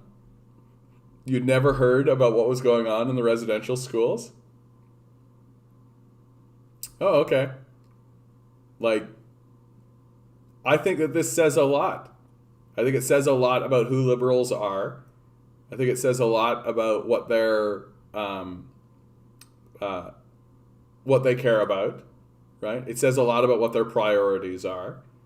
And just like Chrétien just casually saying, oh yeah, I just never heard of it. Just wasn't an issue. Right? It's completely believable that he didn't hear them. Like he heard wah, wah, wah with a blank look. Yeah. And I mean, he is not in the position or the minister who is directly connecting with any of this. And so it's kind of like it's not in his wheelhouse in the first place. But what that means is it means that like the Minister of Justice and like the Minister of Indian Affairs aren't exactly informing anybody about what's happening, right? Hey Duke, how you doing, bud? Doing all right, bud. Doing all right. Having kind of a chill one. Had a couple of new people float in and not be complete. I shouldn't even say complete, but like they were very nice people coming in and having conversations. All that it was very nice. Hopefully, we get more people like that coming on in. We already read that. Don't need to carry on. Ending the CERB in the fourth wave of COVID will result in folks in Winnipeg Centre becoming unhoused, food insecure, and choosing between medications or rent. It's time for a GLBI, a guaranteed livable basic income, to support people, not big corporations. Reverse this decision. Yeah, that's not going to happen. They are putting in, like for completionist sake, they are putting in a different form of support, but it's of course weaker, and it's going to be completely means tested. For sure it is.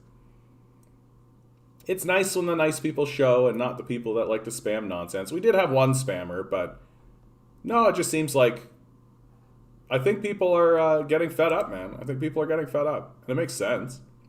There's a lot to be fed up about.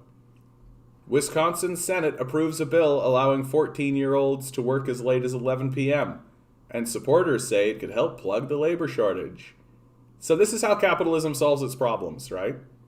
Capitalism solves its problems with violence and slavery, right? So they're just improving a bill, being like, yeah, child labor. The lockdown benefit doesn't apply to anywhere in Canada. It is a joke. Yeah. No, it's completely done to just try to pretend like they're actually going to put something forward.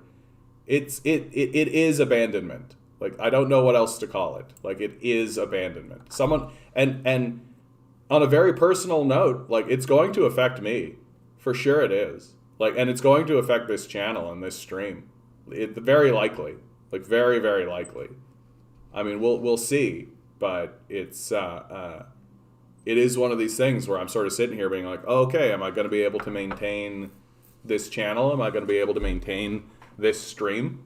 Right? I might have to just go back to like the daily 15-minute videos, right? And that's it. I might just and maybe do like a stream like twice a week or something. Like that's real. So concessions will have to be made. And we'll see. We'll see how it all goes. For all I know, I'll suddenly become internationally famous and be a millionaire overnight. Right? There's always that, eh? I could just become a millionaire overnight, right?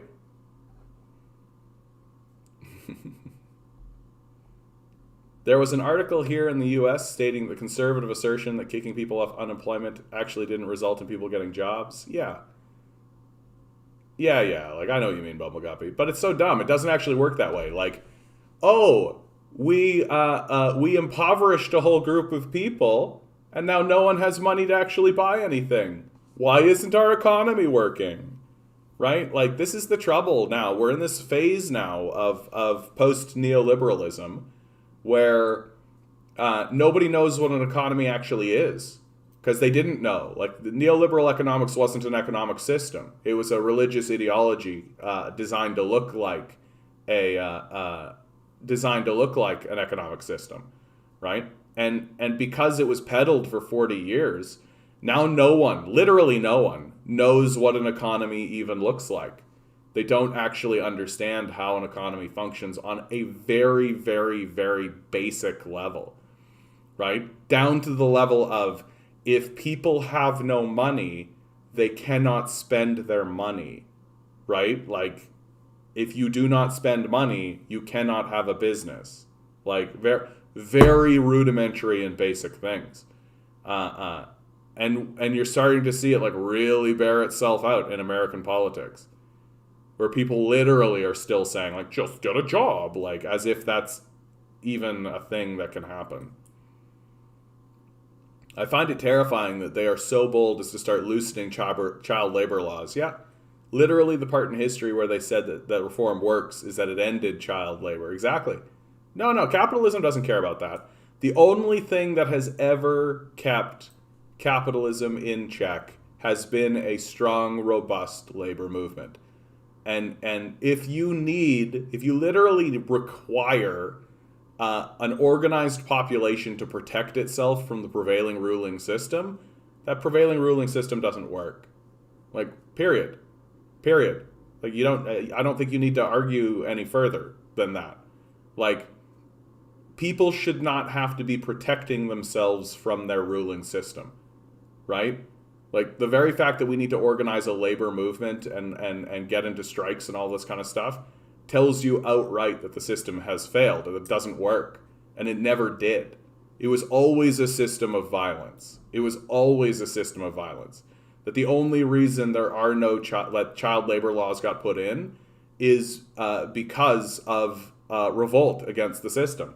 And now that the rebellion has been quelled and the ruling class has all the power that it needs, it's going to reenact child labor laws. It's going to repeal all this stuff. Right, and we'll go back to just like capitalism in its natural state, which is essentially as a psychopath walking around dominating everything it touches. Yeah, pretty soon kindergarten will be sweatshops 101. Yeah, Matthias, absolutely. Like, yeah, these kindergartners, let's get them making stuff, for sure. That'll be part of their education. Child labor is legal in Austria so long as you only pay the worker a quarter of the minimum wage. So I love that. So it's like, child labor is legal so long as you are extra abusive. Yikes. You'll be getting collection bills written in crayon. Yeah, dude. Like, what an absolute failed system, eh? Like, just complete failure. That imagine not being able to just convince people to work jobs, and so you make children do it. Like, holy shit. Yeah, that's what they used to do at the residential schools. Exactly. Post-World War II prosperity was the smoke that hid the dismantling of left politics and power, for sure. For sure. Well, and the only reason there was a post-World War II prosperity is because America was the only place that didn't get blown up. That's it. So it wasn't like it was like super prosperous all by itself. It was just prosperous in relation, right? Like, if literally you're competing against rubble, then yeah, you're prosperous. Oh, here's a great, I'm just going to take a break while I play this. It's only about a 2-minute long video, but a really good video. These are John Deere workers. This is what they think coming out of their own mouths. Let's get the volume You get a chance to sit at home and some actual thinking time, and you think, really, what is my purpose here? Am I just to be some machine for some corporation to make money off of? And I more than share my time with my family with these companies, and for what? They wanted us to agree to do away with pensions for any new hires that came after us. I'm not willing to sell out my future brothers and sisters that might be coming in here. It could be your kid, it could be the kid down the street. We're not interested in having our retirement plans in a Wall Street speculation portfolio. We want something guaranteed. Corporations don't want to pay their employees a fair living wage with a fair cost of living increase. Instead, they want to shift that over to stockholders and the president, CEOs, and vice presidents. Over the last year, our CEO's pay has gone up 160%. They're projected to make between $5.7 and $5.9 billion in profits this year. That wealth was created on the back of the workers that build these products. We need a fair market. We need it now. I don't think anybody doesn't want to see John Deere make profits. We know that golden goose has to lay golden eggs, but man, it's time to share some of the gold. If a president and CEO is getting $30 million a year, and you have a person that's working the line that's making $15 an hour, tell me that's fair. There's a labor shortage. Well, really, I think it's just a lack of respect and lack of wages is really what's going on. We build some of the best equipment in the country, in the world, and all we're asking for is our fair stakes in this. In a time when we have differences coming at us from a million different directions, people are putting aside those differences for the sake of solidarity, and it's a good feeling. And I think it's our time. The cheap labor bubble is finally busting, and it's really the rebirth of the American labor movement.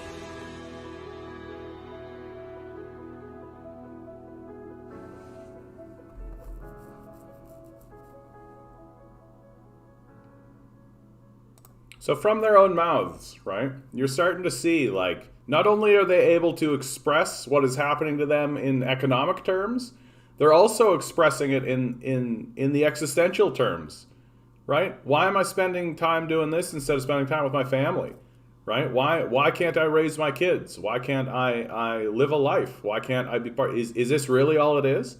Is this really what life is? Is that we are born from random nonsense and light and walk around as quantum beings so that we can what?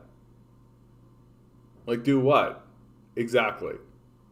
And the more you see that what it is you're doing, the more you realize that all you exist to do is to make some cocksucker you'll never meet slavishly wealthy while he does what? Oh, fucking nothing.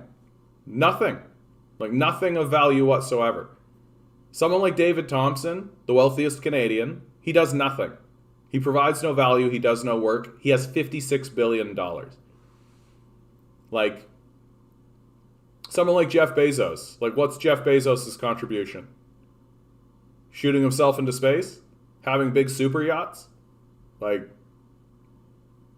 and we literally could create a society that has no homelessness.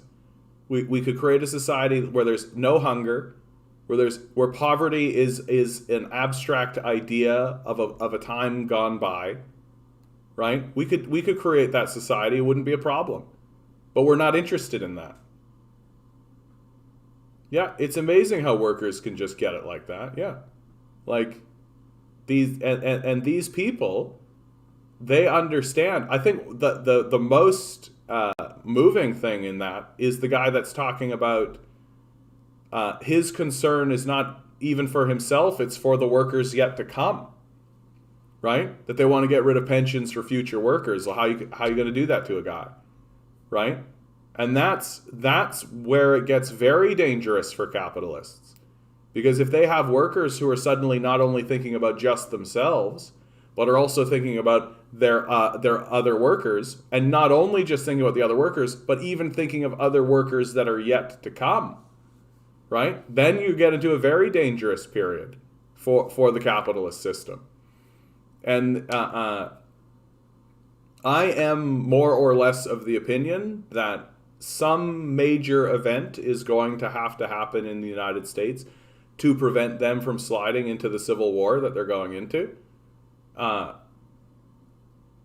if there are people like this in the United States that are thinking along these lines and are able to articulate along those lines, then it is possible.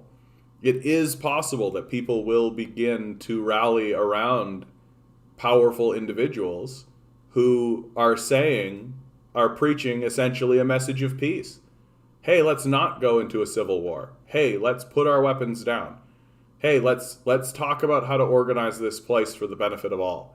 Let's deconstruct this system of capital. And yeah, class consciousness is exactly right, Bumbleguppy. That if you're not aware that you are in a class, or if you pretend as though you are in a class that doesn't actually exist, like people who say they're quote-unquote middle class do, then you can sucker yourself into believing basically anything. But if you exist with a class consciousness, if you're aware that you live as allies in the world with other workers, you can stand with them in solidarity against who your enemies are. And this, to me, is like the largest critique of the capitalist system. This is the linchpin critique of the capitalist system. Your system should not have built-in antagonisms. You should not have built-in classes that fight against one another. Like, that seems like, on the face of it, a failed system. You should not have a class of owners and a class of owned. It just who are in constant negotiation with one another and are in a constant state of antagonism and fighting, and are constantly fighting one another. Like, that's the capitalist system, that it's constantly at war with itself. Hey, Steven, how you doing? Haven't seen you around here. Hope you guys have something to contribute, bud. Because if we continue moving forward with this system of antagonism that the capitalist model brings us, we are going to end up in a civil war with one another. And it is going to be a major problem moving forward.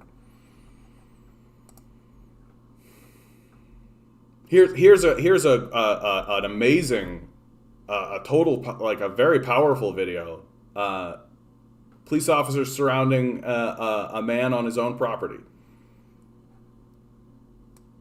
Bit of a trigger warning on this one, I think. I'll spare you the anxiety. It ends well. I don't have a weapon. That's a weapon. This is a bucket. No, that's a weapon. This right there. is a clamper for picking up garbage, sir. Put it down. I'm telling you, I'm threatened by it. It's not a weapon. You're not threatened. I'm threatened. You have a fucking gun that kills people. How am I supposed to kill someone? Sit down, sir. Dude, no. Keep that. Sit down. He's got a gun in his hand. I'm gonna sit shoot down. the shit out of you, dude. I go to university here. Sit down. You're refusing to comply with my orders. I'm not sitting down. I'm not sitting down, and you can't make me. Officer, he's got a gun. Sit down.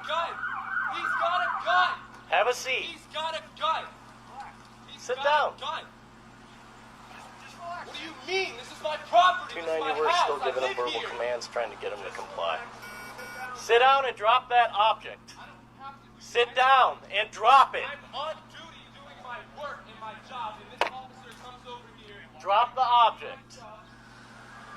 Just relax. Are you serious? Just relax. No, video. Look at that. No, I'm not doing anything. Have a seat. Drop it. Drop it.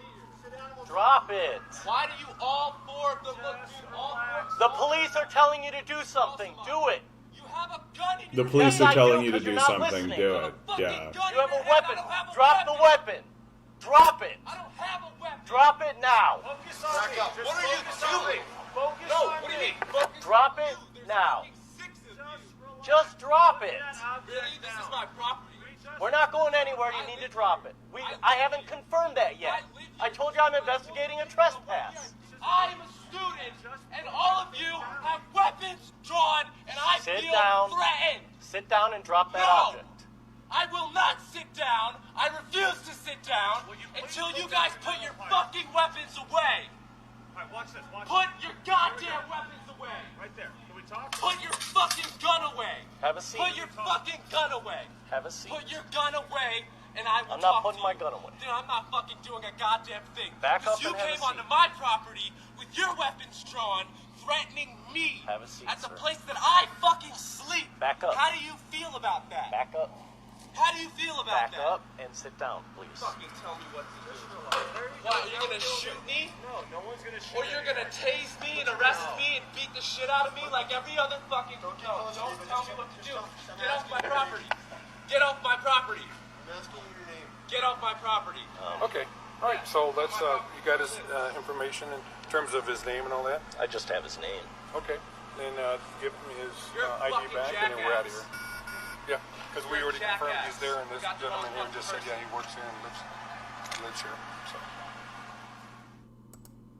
Yeah, I think you nailed it, Bumble Guppy. Like, you can't reform this. Like, you can't reform this. Like, they did everything they could to escalate that. Like, every single decision that was made by the police in that situation was designed to escalate it. Right? That a different person put in that situation may have attacked, right? They clearly are actively attempting to trigger someone's fight or flight, right? They actively, like, 6 men, guns drawn, activates your fight or flight response without a doubt, right? Which is the goal. That's the goal. Because if it wasn't the goal, they would not draw the weapons. They would not surround him. They would not do any of that, right? That if the goal was simply to gather information and to get the information that they needed, they would 100% keep it. They wouldn't even be giving him orders. They'd simple ask questions. Sir, there's a person in the, oh, this is your home? Okay, here's your name. Okay, great. Right? Very simple, straightforward stuff.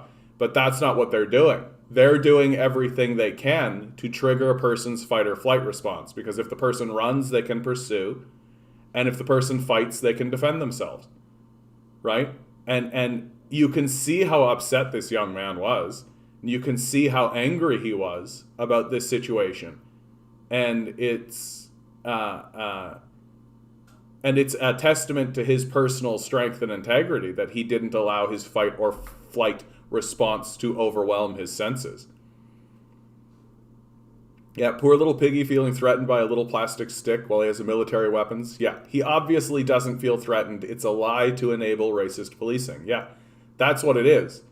That the idea is to trigger their fight or flight and then respond with chasing them down and pinning them down or defending yourself with violence. That's what the police are trying to do to people. And don't fool yourselves. They are aware of this. Like, they know that that's what they're doing, right? Like, you're not approaching people weapons drawn and having them respond in rational ways. Like, you'd have to be a complete idiot to think that that's the case. And yet, the backbone of the legal system to protect police officers assumes that that's the case. That people will respond completely rational when cops show up, guns drawn, kicking in their doors. Yeah, cops won't just listen. Yeah. Because any amount of disrespect is the worst sin that a police officer can have committed upon them. Well, and like the American Constitution, like so much of the American Constitution was drawn up specifically to protect people from exactly this situation. Police can't just come onto your property. Police can't just like search your property. Police can't demand anything of you. Like, that's not how it works, right? That's not how it works at all. And it was designed from the outset to be that way. But, you know, when you live in a free market culture that doesn't actually have rules, enforcing that would actually be considered authoritarian, right? To manufacture and maintain a cultural underclass to serve the capitalist control of non-minority working groups. You can empathize with that man, but convince yourself that being white means it won't happen to me, but you still feel the threat, yeah. And the quote-unquote good cops go along with it. Yeah, absolutely. Like, there was a period of time where I thought to myself, like, why aren't they just de-escalating? Like, why don't they train police to de-escalate? And the truth is that they don't teach cops to de-escalate because that's not the point. The point is to escalate. It's always to escalate. That if any de-escalation happens, it has to be the responsibility of the citizen. That the police's job is to escalate the situation. That's their role in the society. And it's obvious that that's the case, because if it wasn't, then they would de-escalate. Like, how easy would it have been to de-escalate that situation, right? Like, you've got a man obviously upset, right? You have your weapon drawn. Oh, I'll put my weapon away, right? Other police are showing up. Oh, maybe don't surround him. Like, maybe just back off, right? Apologize.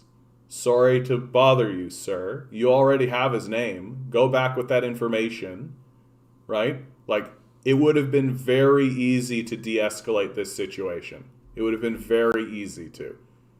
But, like, it also would have been, it's very easy to see where this could have gone, right? Like, if that young man had just broken into a run or retreated into his house, right? Or God help him if he had thrown something, right? Like,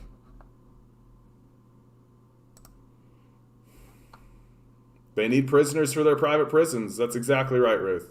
That's exactly right. The private prison system is a nouveau slave system, right? And they know they need it.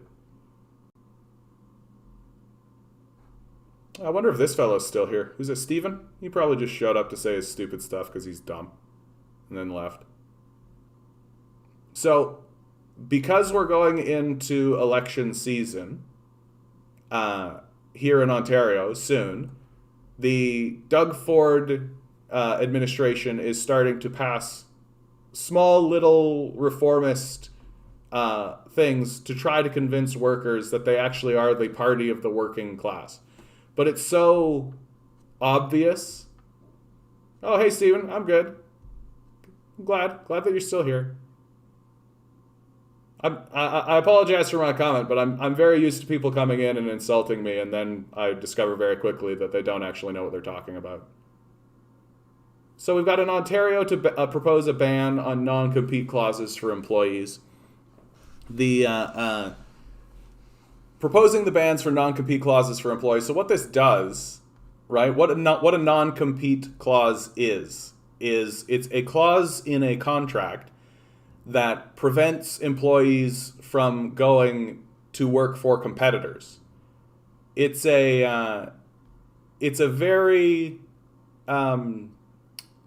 evil thing to put into a contract, and it's also completely unenforceable, right?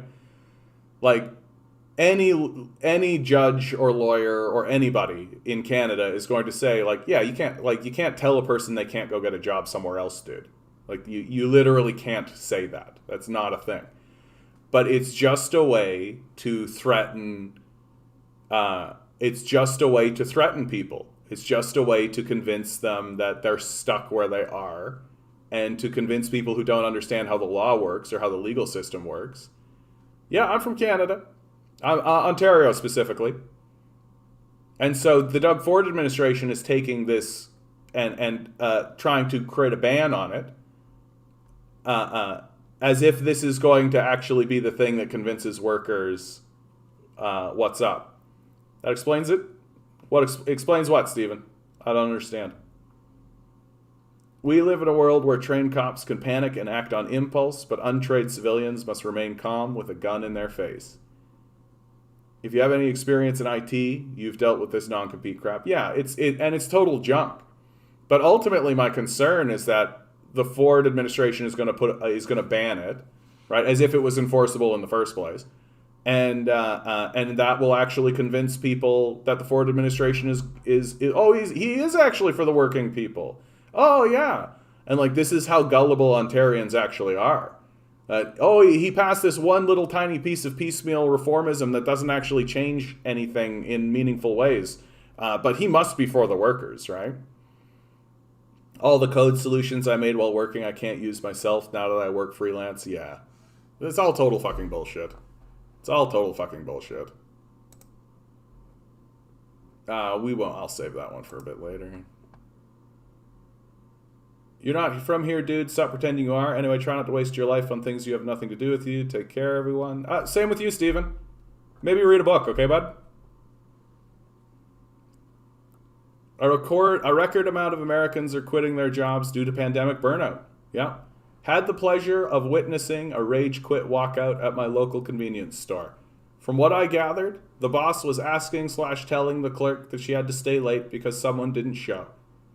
She was giving him a firm and simple no. As he got more agitated, he asked her why she wouldn't stay. She said, "No, I have things to do." Another employee piped in with an angry but reasonable, "None of your business, she's got to go," which devolved into the boss screaming, customers taking the side of the clerk, and 3 employees walking out with their fingers up. Never been happier to not be served and have to go somewhere else. Fuck that boss. She had things to do. Like, the stress of all of this is starting to the whole thing is starting to implode in on itself, right? You're seeing more and more of these kinds of stories. You're seeing people just doing like big walkouts and big, like, everything's very emotional and impassioned, right? Yeah, small incremental change will buck a beer will win Doug the election, absolutely. He's also fighting for temp work, yeah, as if, exactly. Like, it's all performism, right? When really what we should be doing as a culture is exactly this. We should all just be walking out. Like, we should be walking out on these conservatives and these liberals. And the idea that, like, Doug Ford is going to convince people that he's actually for the workers with these, like, these insipid reformists, like, not, like, nothing. And he's going to take these nothing things and try to elevate them. Meanwhile, like, I'm going to be consistently asking workers, maybe ask for wage increases. Yeah? Maybe ask for a raise. Maybe the guy who actually did a wage freeze isn't actually interested in helping the working class. But the question becomes, like, how gullible are we? And the answer is we're fairly gullible. I wonder how much stress of modern capitalism is resulting in real physical injury, yeah? I mean, you can't brainwash someone to not feel pain very well. I think about this all the time, Bumbleguppy, right? That people are, like, repetitive motion, like repetitive action, results in physical injury. Like, your joints wear out, right? They wear out. And I also believe very strongly that your body will hold stresses and pains. Like, if you're constantly like doing your shoulder like this because you're, like, in stress, it's gonna fuck your body up. It's gonna fuck your body up. Hey, Onward, how you doing, bud? An owl evening to you as well, sir. I gotta say, actually, this influx of new people, even though the Stephen fellow was a dismissive sort of a fellow, has been nice. It's been nice. It's leading me to believe less and less that I have been shadow banned. Getting new people in, new commenters, new kind of stuff. It's good to see. It's good to see. Ah, good to see. Yep, the labor shortage is a lie. The capitalists have reframed their hiring freeze as a labor shortage. Why hire more employees when you can squeeze more productivity out of ones you do have to increase your profit margin, and then blame the working conditions on no one wants to work, and use the same excuse to address customer complaints on a poor experience? It's brilliant. They've put the blame on labor for the situation they created, all while taking in record profits. Yeah, your ulcer is because of immigrants, exactly. That was my first permanent injury, repetitive work, yeah. Repetitive work, man. It really, I know when I was working at Starbucks, for God's sakes, they were very, very, like, whenever they would make a change to what was going on in the cafe or anything like that, they would be very aware of, like, okay, you're telling me every time this person has to do this, they have to turn. Every time they do that, they have to turn. Okay, how do we do it so they don't have to turn? Because they'd be like, that's the number one injury, is someone turning and hurting their back, right? And you sort of think to yourself, well, it's just turning. Yeah, do it like 1,000 times. Like, do it like 10,000 times. Tell me what do you think is going to happen. It's that labor shortage lie by the media is the reason why basic income will never happen. I fear that too. I fear that very much, DM. That it is all in the end being manufactured so that they can use it as an excuse for, well, if we pass the basic income, then yeah, they'll never come work for us. It's like, yeah, because you guys are psychopaths, right? Like, interesting how the mainstream media is just not admitting in any way whatsoever. I think I've seen like one thing where someone actually admitted that, like, hey, like work conditions count, right? Like, that's part of the formula. That's part of it. Yeah, grocery store clerks here in the US can't sit. Yeah, let these people sit down. Let these people sit down. I don't understand that. I've never understood that. Let them sit down. Most working class Americans have an accumulation of pains. It wears you down after a while, yeah?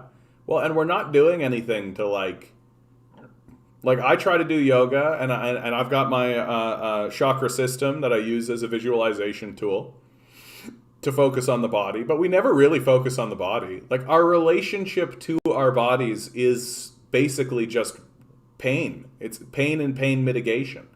Like, that's how we communicate with our own bodies, right? That we're not actually interested in communicating with our bodies outside of pain alleviation. And yeah, have a beer, exactly. And I feel like that's very self-destructive, right? Like, really, really think about this. Like, we go through an education system, a 12-year education system, 13 in some places, and at no point do we ever actually have a meaningful conversation about, hey, you're in your body. Like, how do you focus on your body? How do you pay attention to your body? How do you get yourself into an alignment or get yourself working together as a tandem unit? No, it's just sports. Just do sports, right? And that doesn't really address that issue, right? It's just sports. And so, like, in what way is our education system actually meaningfully helping us with these issues? And then finally you get to be like 40, 50, right? And yeah, how do you stand up for your own health socially? Yeah. Like, and so much of it always comes back to what I've been saying the whole time. Like, we should revolt. We should go on strike. We should not allow, we should not sell ourselves to a system that's designed to destroy us. It seems extremely straightforward to me.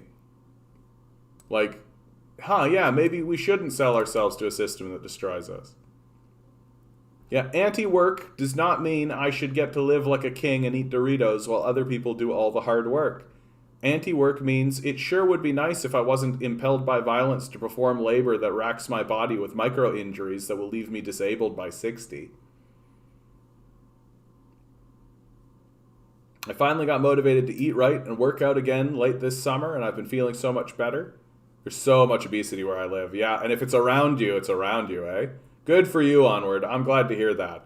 I'm still trying to get myself back into just like basic, and not like intense like hot yoga or anything like that. Just basic yoga. Just like get some Ashangas in there, right? Do the downward dog, do the upward dog, right? Just get some real basic stuff going on again. And it's mixed results. That's what I'll say. Mixed results. But I think I've got to get back into it. I've got to get back into it. I feel so much better when I do. I always do. I always feel so much better. So it's something that I think I've got to take care of. Well, and once you get caught on the obesity cycle, like once you're on that, I've seen people, I know people who are just like, they're caught in it. You can see that they're caught in it. They just like work a job that they barely tolerate, right? And then on their way home, they just stop and get some junk food, right? Get some beer, eat the junk food, eat the beer, watch TV, go to sleep, wake up, do it again, right? And to get into the working out cycle, to get into the other cycle of like working out or even being physically active, right? It's a whole other loop. It's a whole other cycle. And asking somebody who's like completely depleted because of the capitalist system to get involved in that is very, very difficult. Very, very difficult. It's a hard sell. It's a hard sell. Yeah, it's a work in progress. Describes so much of my life. Yeah, I feel I was on the precipice of it myself, was a bit overweight, but now I'm getting older and I had to make a decision to do something about it or keep going down that path. Yeah. Yeah, dude. Well, good decision, bud. Good decision. I'm glad that you're doing it. I'm here to encourage you. You keep doing that, buddy. You doing that and telling me about it encourages me to continue doing my thing. So let's create a positive feedback loop between the two of us. What do you think? You inform me and I'll inform you, and together we'll both become like international bodybuilders. No? Okay. I like yoga. I try to do as many nights as I can, though I tend to go through a few weeks of good habit, then a month of bad habit, then a few solid weeks, and so on. I know exactly what you're talking about, Love. I know exactly what you're talking about. Yeah, and my stupid ADHD brain, like, I like literally wake up and I'm like, I feel like there was something that I had to do. Oh, well. And then, like, literally I'm having this conversation being like, oh, yeah. So this is a story that I really wanted to bring forward just because, like I call what we are, what this place is, a capitalist death cult. Okay? People don't really understand exactly the scale of what it is I'm talking about. The US dropped 260 million cluster bombs on Laos, 700 million of which are unexploded and continue to kill people to this day. Here's a picture of it. US bombs dropped on Laos, 1964 to 1973. They literally painted the map red with bombs. Like, they literally painted the map red with bombs. 70 million of which are unexploded and are still killing people. This is a psychopath. This is a complete psychopath that does this. There's no other way to describe this.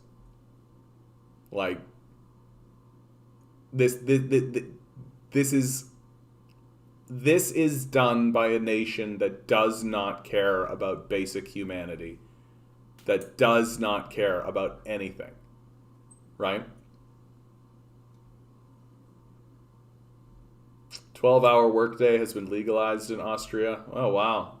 So you'll have little kids working 12-hour workdays in Austria. That's cool. So it's cool and normal, right? Cool and normal. I'm focused on feeling better and having better health, just carrying around 25 less pounds. Yeah, dude. Absolutely. Like, it reminds me of that show, Biggest Loser, right? Where they got a whole bunch of fat people and then they all lose weight together and, like, there's a game show component to it and all that. And there was always a moment on that show where they would, after they'd lost like 50 pounds, some of them losing like 100 pounds, right? They would take weights and they would put them on the person as like a suit. So they'd be carrying the weight that they used to have around with them. And it's just, and all of them were just like, oh my God, I cannot believe how much extra weight. Because all of that extra weight is going to kill your joints. It's going to kill your bones. It's going to kill you, right? Like, it's just extra weight that you don't need. It's pointless. Communism means we take care of our own. It's not static like capitalist isolationism. Yeah, absolutely. Well, and like, it also means that we make plans, you know? Like, it seems like the capitalist model of how it makes plans is to just let this free market decide. So when the free market decides a bunch of people need to be homeless, then they are, you know? Whereas communism is more like, hey, maybe we should have a plan and actually stick to the plan. And if the plan starts to go awry, we'll change the plan. But, like, having a plan. Who knew? Unfortunately, my medications affect my health as much as my injuries do. Isn't that always the way? Isn't that always the way? It's a 6 of one, half a dozen of the other. It was very true. In the end, so long as you feel healthy and can do things you want to do physically, you are generally good. Yeah. Cluster bombs are a war crime, for sure. Agent Orange, absolutely. Yeah, I thought the left was doing better in Austria. one of the first things I read by Chomsky was about those unexploded bombs in Laos. Bombies, they called them, I think. I couldn't believe that we even produced that many bombs. Yeah, and it's all because it's all we produce. We don't produce anything. We don't produce anything other than bombs. It's the only thing we make. Yeah, excuse me, but communism is when no iPhone and when government does a lot of stuff. Oh, that's right, Loaf. My bad. You're right. Communism is when no house, right? That's it. Z phone. Yeah, that's hilarious. I love it. I love the people who come in here and they try to convince me that China is a dictatorship. That's hilarious. Great article coming out of the Gray Zone. Behind the Uyghur Tribunal, U.S. government-backed separatist theater to escalate conflict with China. So essentially there was what was called the Uyghur Tribunal. You can see here's Adrian Zenz. Here's one of their false witnesses. And all it ends up doing is exposing major inconsistencies in the narrative, right? And it is getting to the point now where it's no longer possible to maintain this to maintain the integrity of the lie, because not only is the evidence coming out against the lie, but also the liars are not able to maintain consistency in their narrative. Right? I'm not going to read this whole article because it's quite long, but the heart and the core of it is, like other members of the U.S. financed organizations participated in the so-called tribunal include Moet Eliquir of the NED, funded Uyghur Transitional Justice Database, NED funded campaigns for Uyghurs, NED funded Uyghur human rights. Like it's all NED funded, right? The National Endowment for Democracy, which is essentially another CIA organization, CIA-style organization. It's just getting to be kind of embarrassing, right? It's just getting to be kind of embarrassing how, and I think the thing, like there is going to come a moment where, and I think it's going to be the UN, right? The UN is going to release a document after it goes into the Xinjiang region and sees what's going on actually, and actually talks to the Chinese and actually sees what's happening. And they're going to release this document, and it's going to be the end of this narrative, right? It's going to completely kill this narrative. And what is important for us as leftists and as communists is to show people exactly how hard the West worked to present this lie, right? Like the WMD lie, they did a lot of media work in order to make that lie real, right? The Naira testimony, where they did a false testimony at the UN so that they could invade Iran. They did a lot of work to get that lie forward. The Uyghur genocide lie, look at the depths that they are willing to go to create this false narrative, to create this lie.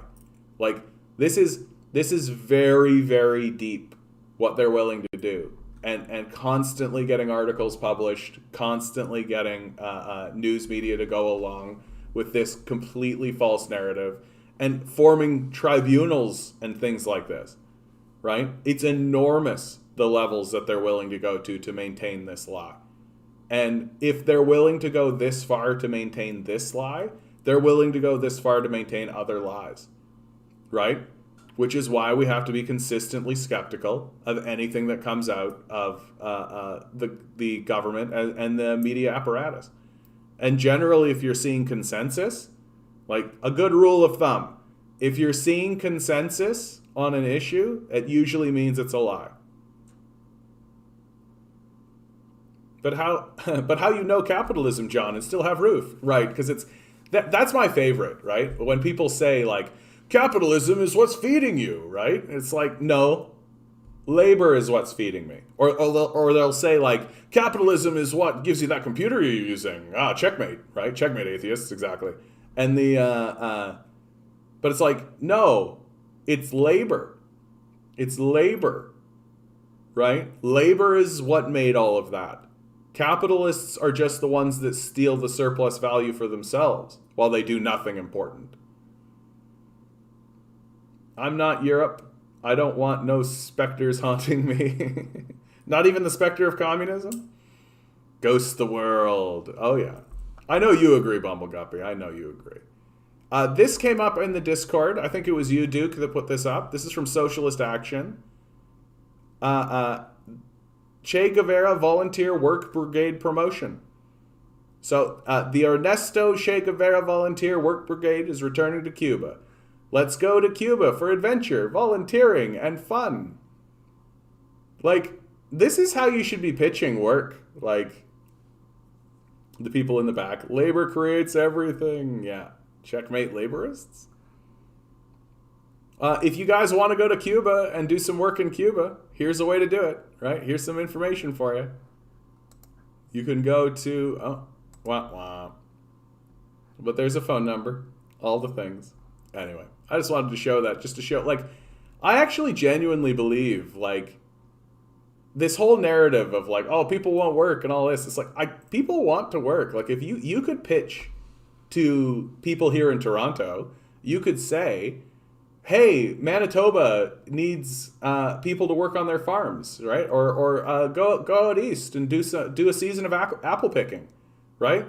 Like, people would be convinced to do this, right? I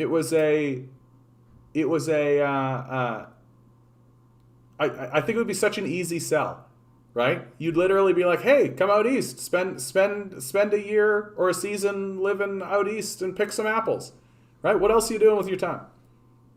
Oh yeah, Cuba is a brilliant place. Cuba's a brilliant place. Like, they definitely are struggling. Like, they're definitely struggling, but they're struggling. They're being inflicted, right? They're being inflicted, and so to struggle while under that kind of duress is very impressive. It's very impressive what's happening in Cuba.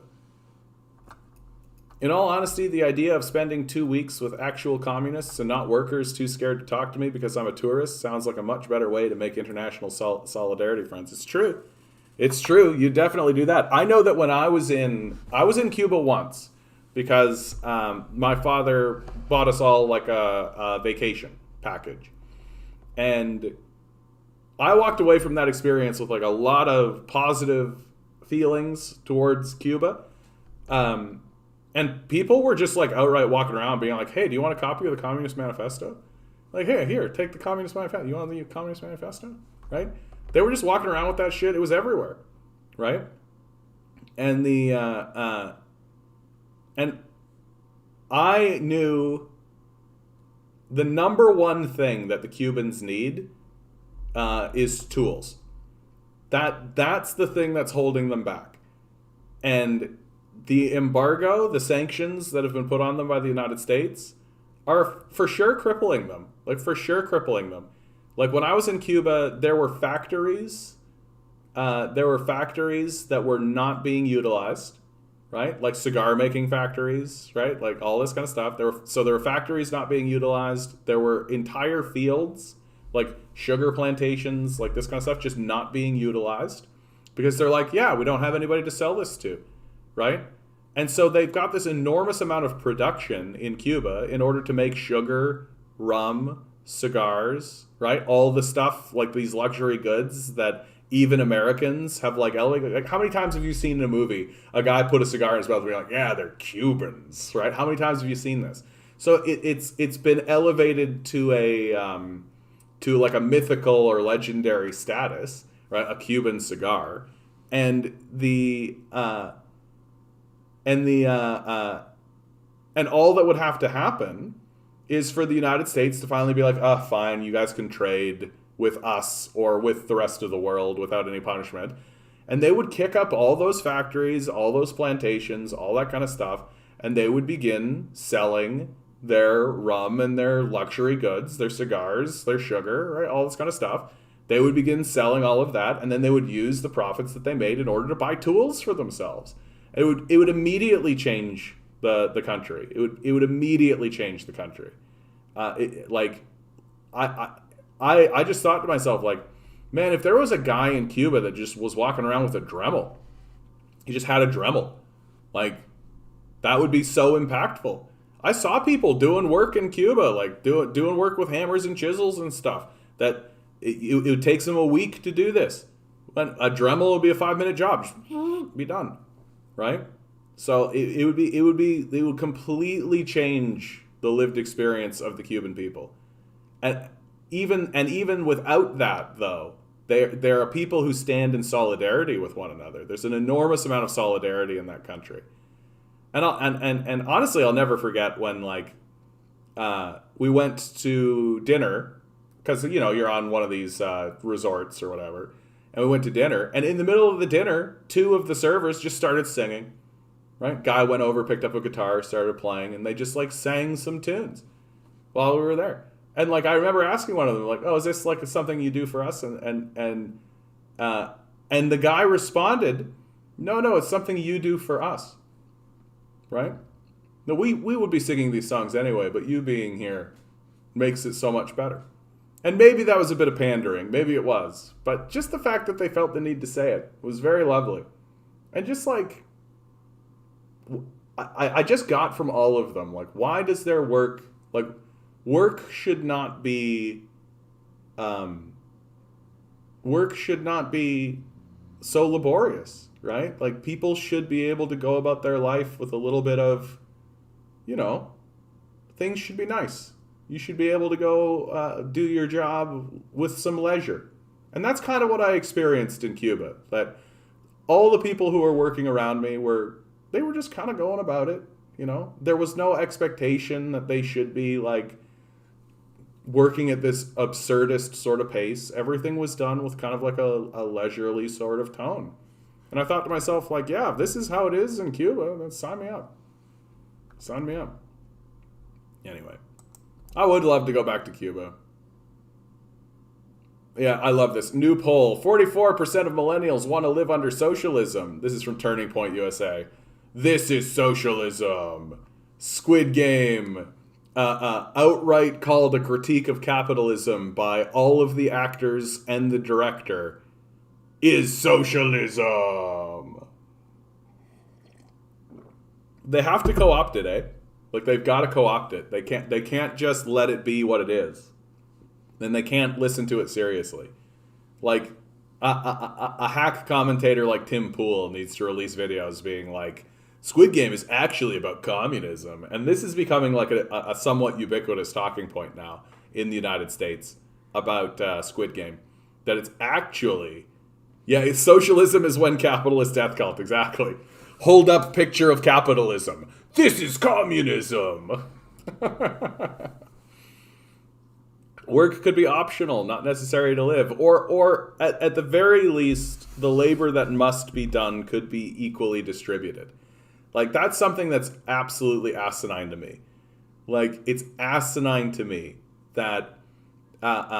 we have people who are unemployed or in low employment, and then we have people who are working an insane amount, right? Like, that's an imbalance. Like, we could balance this out. And if we actually, like, declared what was necessary work to be done and then spread that work into the workforce, I think people would work basically 15 hours a week.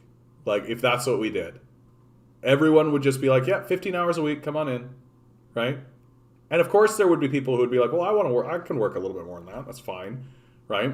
And I just think we're at a period of time where, like, we don't need everybody to be sacrificing their entire lives, especially when you consider, like, David Graeber was the guy that released Bullshit Jobs, and he showed that about 30% of jobs are pointless.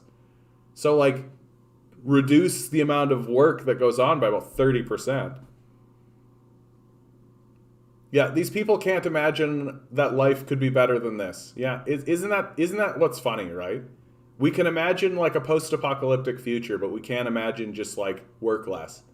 Like, really, really weird that our minds work that way. They don't even have to make sense anymore. They have their people in perfectly cultivated info silos. We were just watching the brainwashing stuff But because we are not indoctrinated, it's senseless. Yeah. I mean, is this the best we can do? Really? Yeah. Playing in a bar band was a lot of work. Piano to third floor.